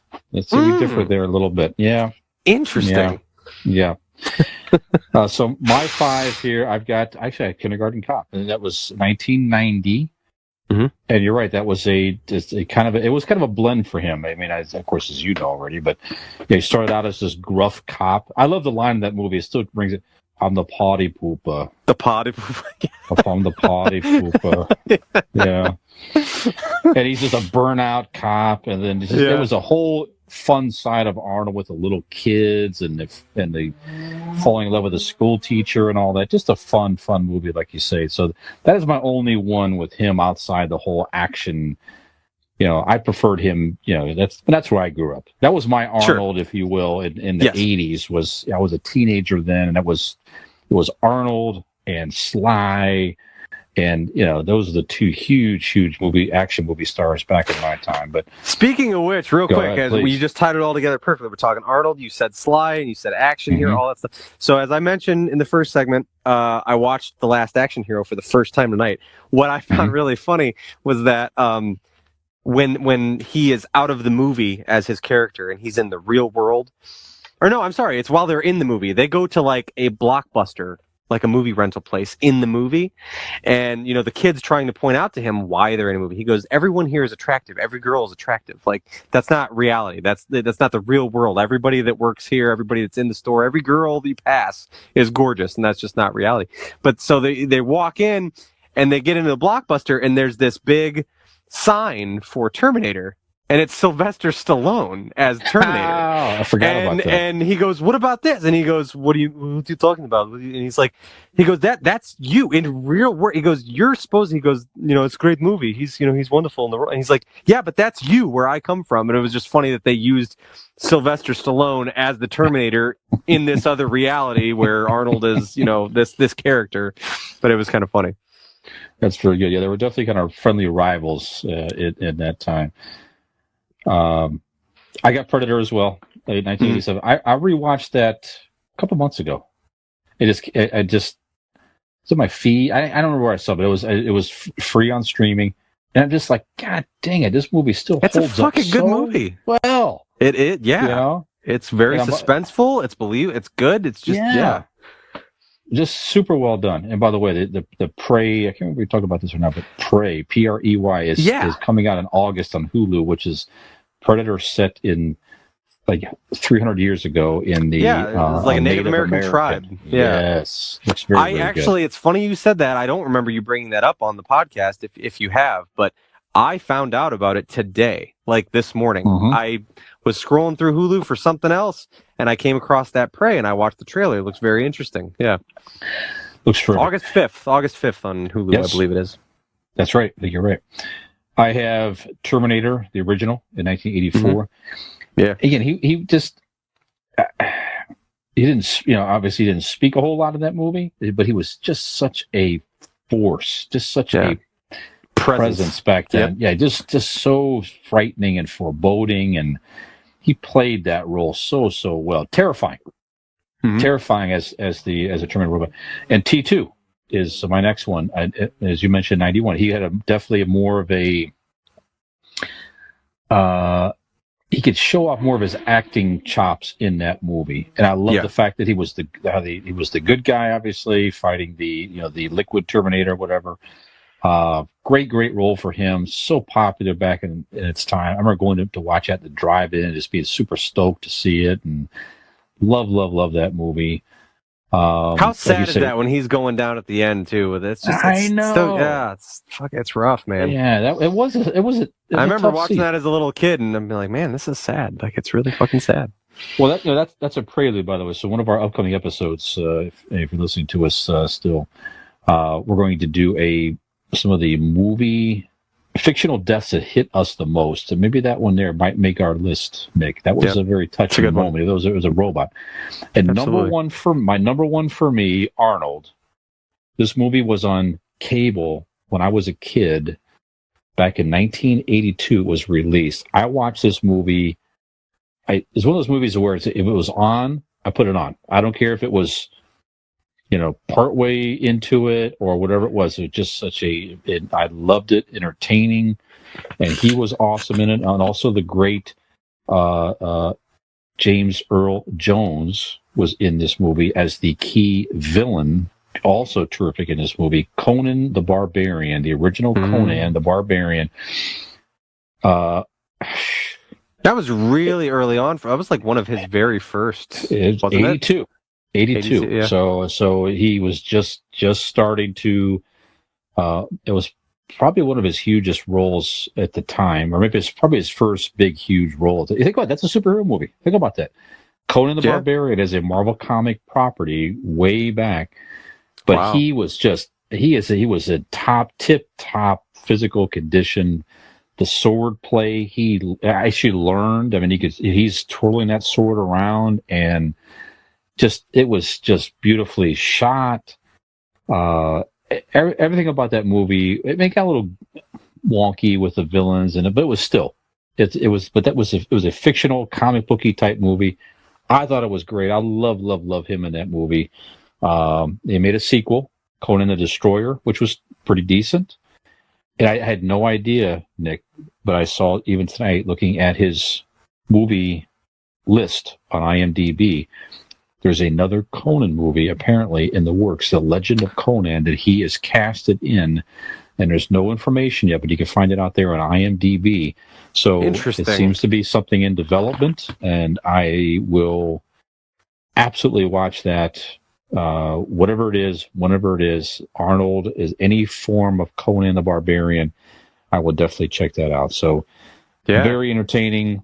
Love those, and I definitely have others that are my. So it's hard to pick five if you're an Arnold fan like we are. So do you have any do you have any honorable, maybe Arnoldable mentions? How about that? Arnoldable mentions.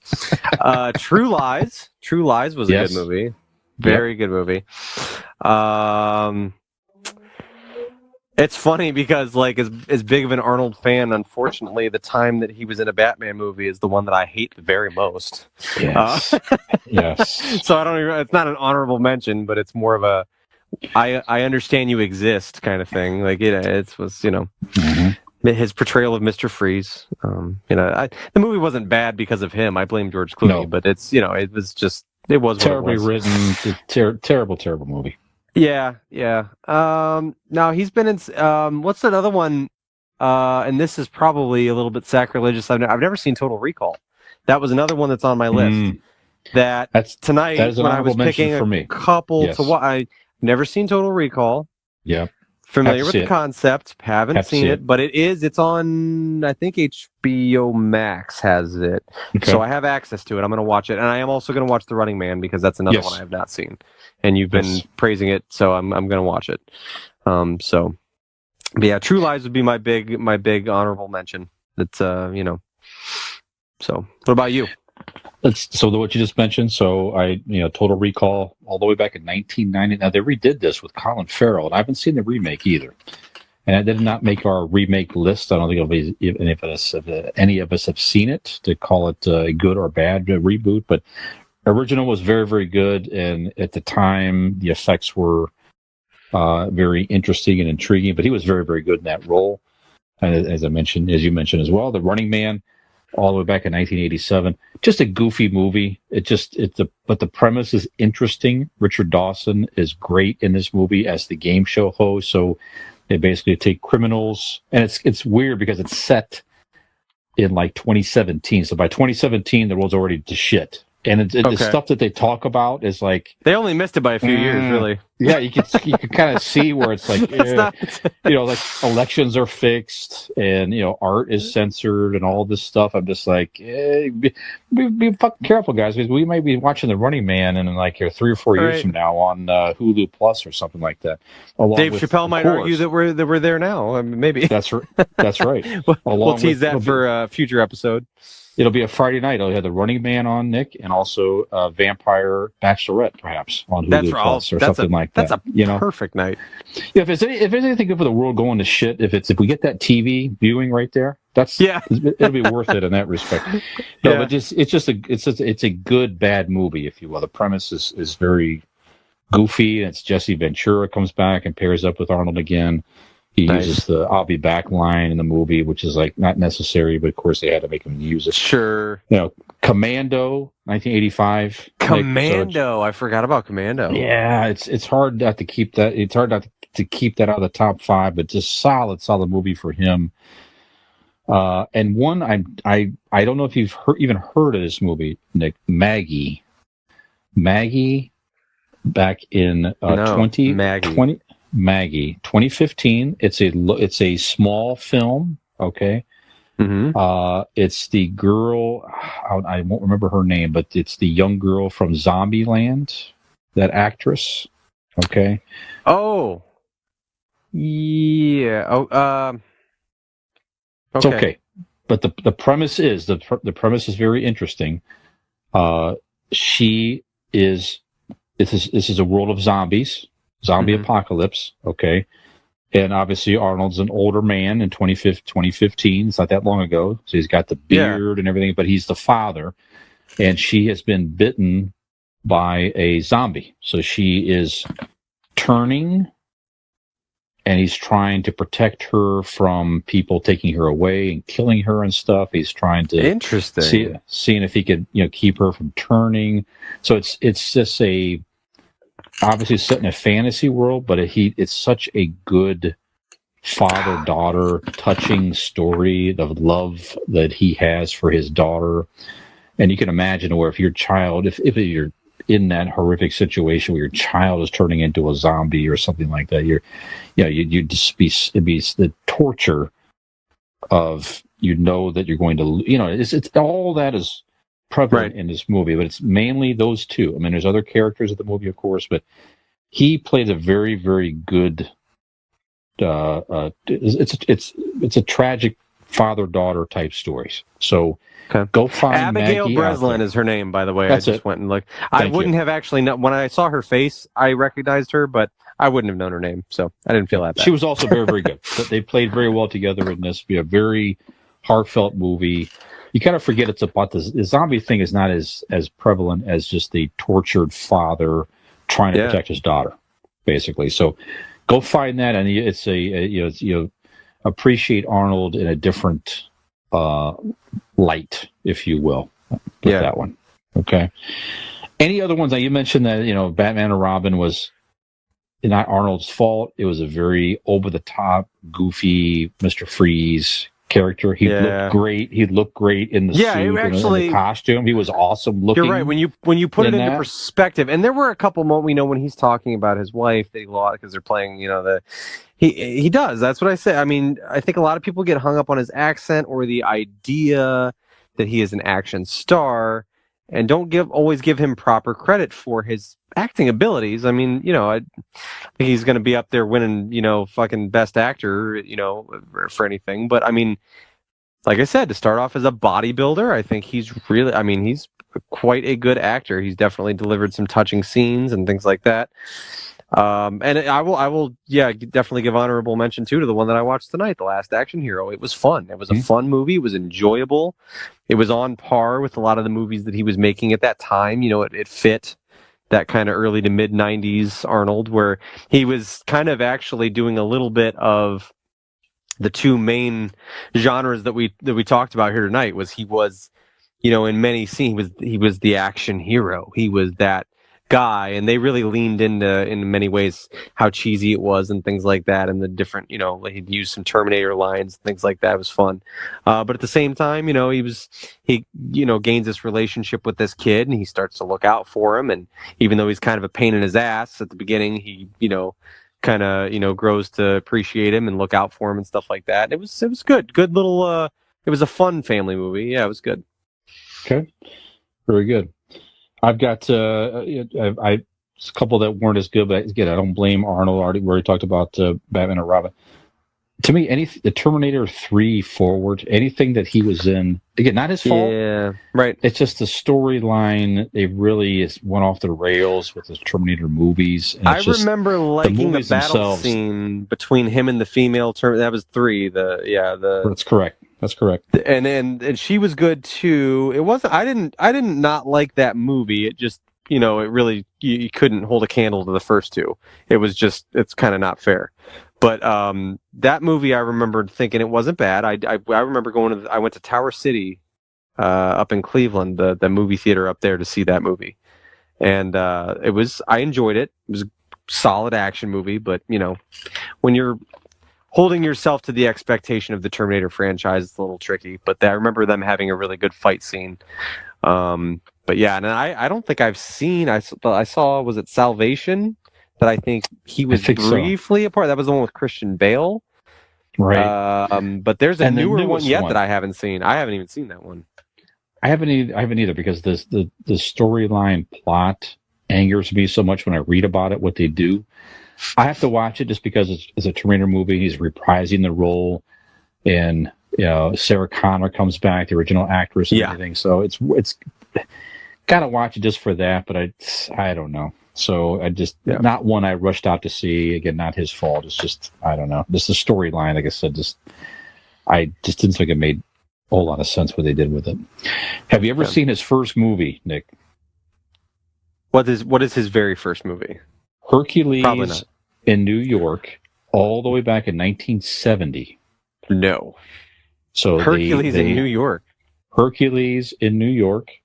And it's probably about as good as you can imagine the title being. So they overdubbed his voice even back then. There's clips you could find of him without and it's Arnold talking. So sure. He acted. Yeah. But they made the put decision like a very American voice on him to be like, right, he sounds like this. Which looks ridiculous, you imagine, because back then you'd know the difference, I'm sure, but when you his voice, such and you see somebody iconic talking figure now. Right. It just the movie itself was just simply a bad movie. So if you're interested, maybe it's one evening where you just want to relax. Maybe you hung out with the neighbors for a little bit or something like that. It's just like, I just want something just to kind of ease in here and not think. I could sort of. I just want some jazz cabbage, and I'm just to think about what Hercules in New York might have been like. That's all. That's exactly right. It's definitely a candidate for that. And they may have even done it on one of the Mystery Science or something like that. Over the years, they maybe even made fun of it at that level. But I don't know. What I'm interested to know how. So is it exactly? You said it's like you think, right? Hercules in New York. It's a Hercules. Hercules comes down. He's the god and the barbarian. Conan the Barbarian-esque. But in New York City. I don't remember. It gets into like adventure of some sort with a local guy. It's something like that. So a guy knows he's Hercules. I don't remember the whole premise of it. I saw it a long time ago. Like I said, I'm pretty sure it was in a Mystery Science Theater something, I think. But I know I watched it for some reason. I think I just recall whatever little bits and pieces I've seen of it as, because New York's big and he's Hercules, he's big and he's strong, but I remember it being like, he was just laboring and walking around holding his feet a lot like he was tired and his feet hurt. And I just remember seeing that and being like, God, if only he had access or someone at this time to hook him up Right. with such an incredible way to get around town electrically. So we're talking environmentally Of course. responsible, a lot course. easier on his feet. If only Sure. they had the technology like our good friends at RPM Bike Shop Mhm. has. If only he knew back then in 1978? 1970. 1970. Oh my God, RPM Bike Shop, where you been all our lives? If only That's right. he knew in 1970, if he had the access to a computer machine in 1970 and could simply type into Facebook, RPM Bike Shop, he go in there and typing is what is this thing in the RPM Bike Shops, and he puts it in there, and then boom, electric bikes. What is this? Bicycles with electricity is crazy. It's blowing your mind. And then he knows that now he can get around New York City on an electric bike from RPM Bike Shop, or he could just pick up his telephone and dial 330-808-7792, and they, from Carrollton, Ohio, I'm sure they would just send it right to New York because they're good people like that. They'd hook him up. After all, it is Arnold/Hercules. So there you That's go. right. But if you find yourself in a predicament like that, be sure to contact our friends at RPM Bike Shop today. Like I said, Facebook or by phone, 330-808-7792, or their website, rpmbikeshop.com. Very good. It's like a chariot of the gods, Nick, Absolutely, yes. if you will. It is Chariot of the God. That's a what a tagline. You hear that, RPM Bike Shop? See? Chariot of the Gods. That's right. Whoa. I That's like right. it. That's nice. You can have that for free. That's Mhm. right. That's right. Well, I can't think of any creative segue into our next sponsor. I was trying to think of something from Chariot of the Gods and Woodworking of the Gods. What would you? or something like Okay, that. so here I am, right? I'm in New York City, right? Mhm. But I have this bicycle. It's like a chariot, but I want enclosure. It's Hercules. He needs a chariot. Where would he go to have the finest chariot crafted for him? What woodworker might he contact to find a good chariot, or someone who has, abilities to build something chariot-esque? I'm sure they could build a fine wood chariot if they chose to get into that market, Nick. But our fine sponsors at Bellmark Amazon store. So Bellmark, BELLEMARK. Go check them out on Amazon. They've chosen at this point, though, to not get into chariot building. I think it's something that Mark is playing around with to fine tune. It's a lot to investment and marketing and that type of thing. But what they do really well at right now. Go ahead. You want to say something? I was just going to say, Mark, if you're thinking about venturing into chariots and you're not sure how much of a demand, real quick, think of how Dean, Brian, and myself would look rolling up to a Convincing Idiots live event in our very own handcrafted Convincing Idiots chariot. The people will flock to it because, granted, you don't see many people riding around in chariots right now, but once they see the three of us dudes rolling around in a chariot, might change the game. I love it. Get out ahead of this one. Yeah, for sure. I love it. Yep. I picture maybe Seth or somebody pulling us. Yes.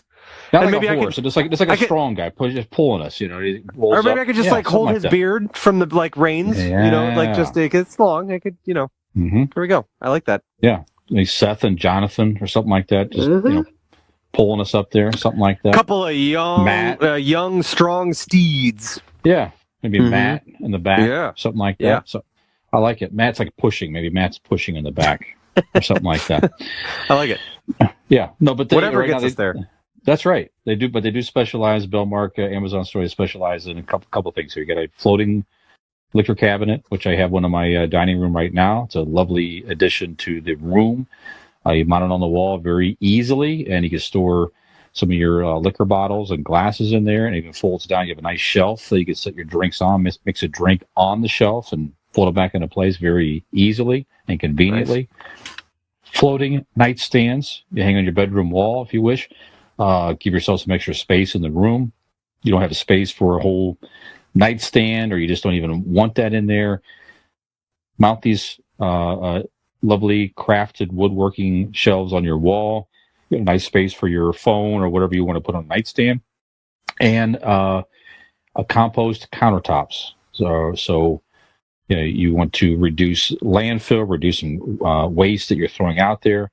A lot of people now are buying these compost bins on their for their countertops in their kitchen as they're cooking, and you just want to put stuff in there and instead let it compost a little bit. Then you can dispose of it separately outside of your trash. 2 different sizes. Again, find everything on the Bell Mark Amazon store. Everything's delivered safely, conveniently through the Amazon delivery service. They handle all the transactions for you very simply through the Amazon store. So go check them out. We appreciate their sponsorship as well.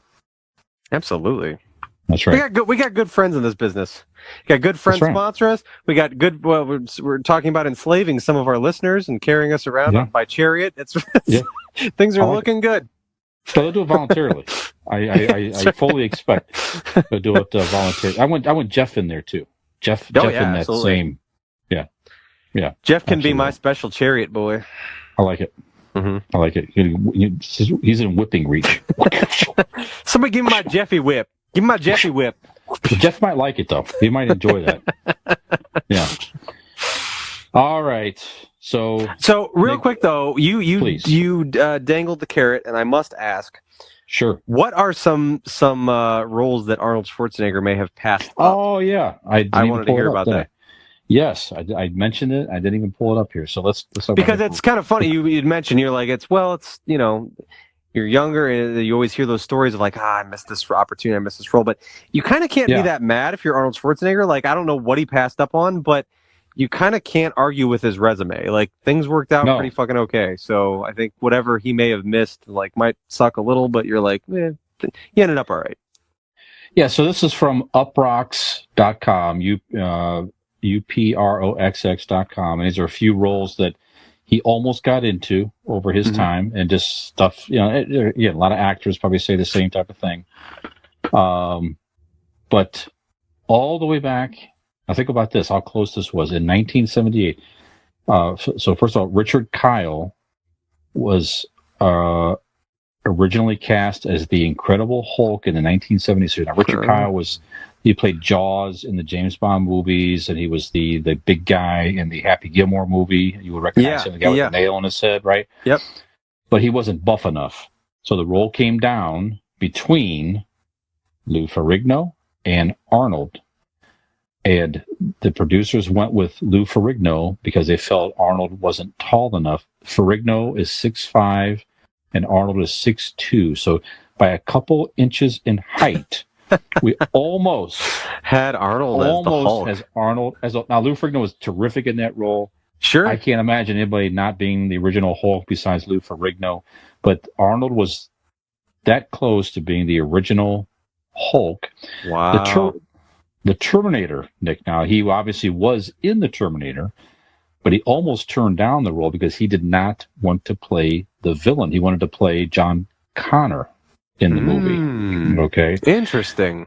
So James Cameron had him in mind for well, actually, I take that back. James Cameron had him in mind for Kyle Reese. Okay. But it all worked out to where Arnold, played the Terminator, and it'd be interesting to see what would have happened, what multiverse branch would have went out here if Arnold would have played Kyle Reese and not the Terminator. I don't know that maybe it would have went as well for him, so it was a good choice on everyone's part to have Arnold play the role of the Terminator. Which makes sense. You're like, look at you, man. You look like a machine. Like if you were going to try to pass off a killing machine as a human, it's you. Like absolutely, absolutely. He was just so frightening in that movie. He was considered for the lead role in RoboCop back in 1980. That makes a lot of sense, especially after, with the Terminator stuff. And Yep. One reason he did not get it, he was literally too large of a man for the role to get him into the outfits and everything else that they wanted to do at the time. So his size kept him out of that role. Full Metal Jacket, also in 1987. So Stanley Kubrick had him in mind for Adam Baldwin's part of Animal Mother in Full Metal Jacket, but Arnold was too busy. So that was the time period, as you mentioned, he was just a force in movies, and his schedule just did not allow it. I mean, 2 of the movies we talked about here, in 1987 alone, Running Man came out and Predator came out in 87. So his schedule must have been absolutely crazy back then, to his credit. Yeah. Now here's one here. I think it's very interesting. Die Hard. Oh. Die Hard was originally supposed to be a sequel to Commando when it was first developed. He decided he did not want to do it, and actors Harrison Ford and Richard Gere were also considered for the part that, of course, Bruce Willis eventually got and made him a star at the time here. I could picture Arnold in Die Hard. I think that would have been a very interesting, been different, a little bit different of a role, different of a feel of a movie. I think it's probably good that Bruce Willis got it because it made it a whole different tone and vibe, and definitely catapulted Bruce Willis into action hero stardom. But but still a version of Arnold in that. Yeah, I would watch. I think that's a pretty seamless transition. That fits really well. Yeah. I did not realize this, but back in 1991, James Cameron had written a 47-page treatment for Spider-Man, of which he had Arnold in mind to play Doc Ock. Really? That's a struggle for me to picture, because he's too. Doc Ock is just, he doesn't have he's too. Doc Ock is not a big muscular dude, and he's more of a nerdy, frumpy type of guy. It's not to say that a scientist can't be like bulky and fit and everything, but like you don't think of that necessarily. The idea, like you said, of in the lab, the scientist crafting these doesn't lend itself to a lot of free time for bodybuilding. So you don't think of the guy that spends his life in the lab being a scientist, coming up with all these inventive things, being super in shape and fit. So that would be kind of weird. Yeah. Now, if you wanted to put him as Venom or the Sandman or something that's this bigger, or something like that, that would make more sense. Good. I could picture Arnold, as the Rhino. Yeah. The original Rhino just had the suit. You know what I'm talking about? Yeah, just a big, bulky dude. Big, huge dude. He would have made a great Rhino. Yeah, that's a good pick. That's a really good pick. Or you know what? How about Arnold as Kingpin, even maybe? Yeah, like a different type of Kingpin type. Yeah, I like the Rhino as the villain. Though, less round and heavy, big, and more. Right. Yeah. Okay. He was considered for the role in Air Force One back in 1997. He was several actors being considered for the role. It was actually written for Kevin Costner at the time. He turned it down, and Arnold, Tom Hanks, Dennis Quaid all had their names in the hat, but obviously Harrison Ford got the role.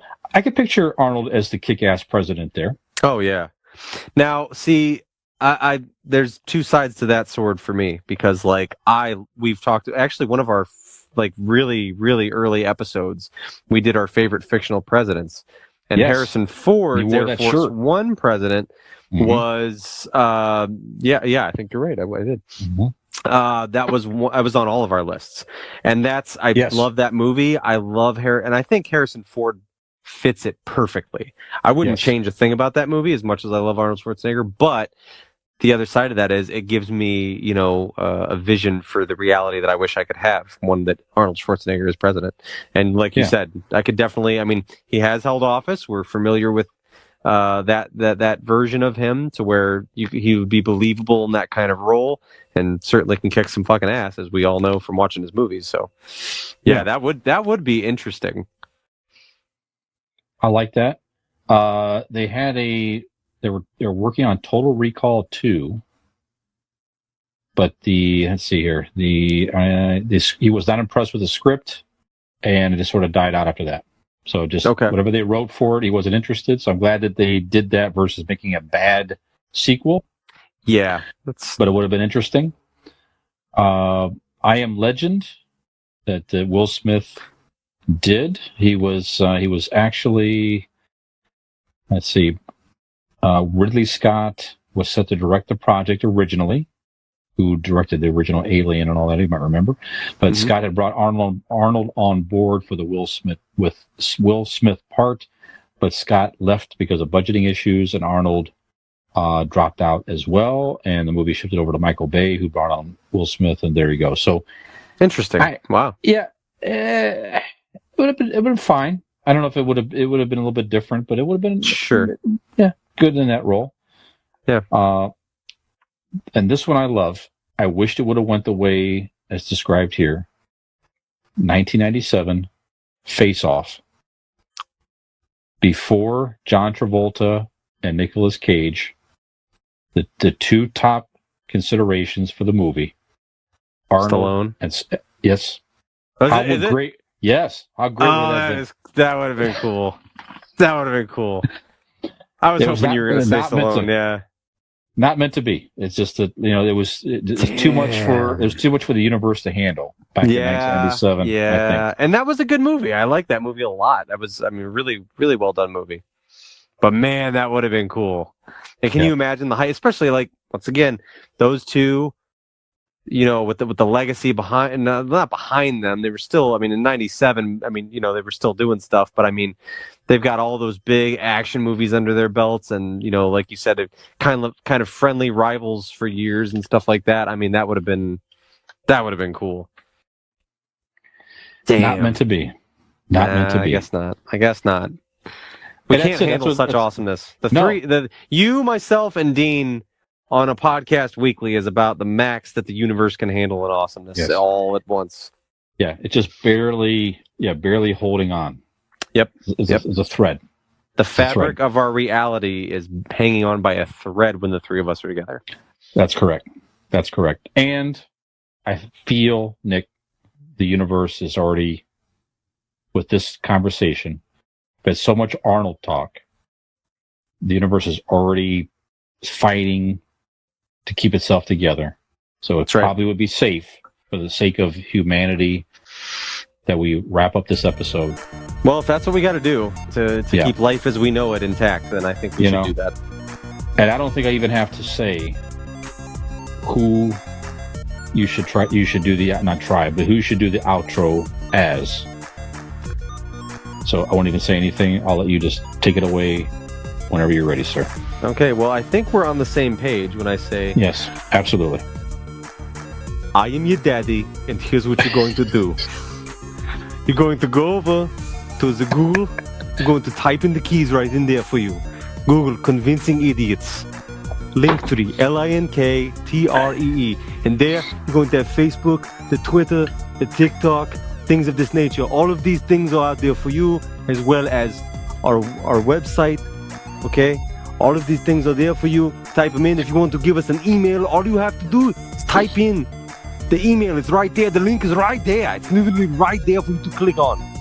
You can also go over to our website, convincingidiots.wordpress.com, and there you will find all of the information and so much more.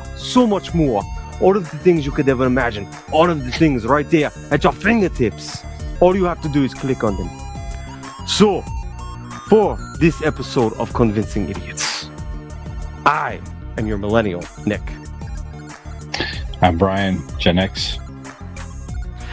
Have we convinced you to get to the chopper? Or put that cookie down now! Hey, did you like that video? You know you did, and we know you did. So stop screwing around and go like that video, subscribe to our channel, and join us for some more.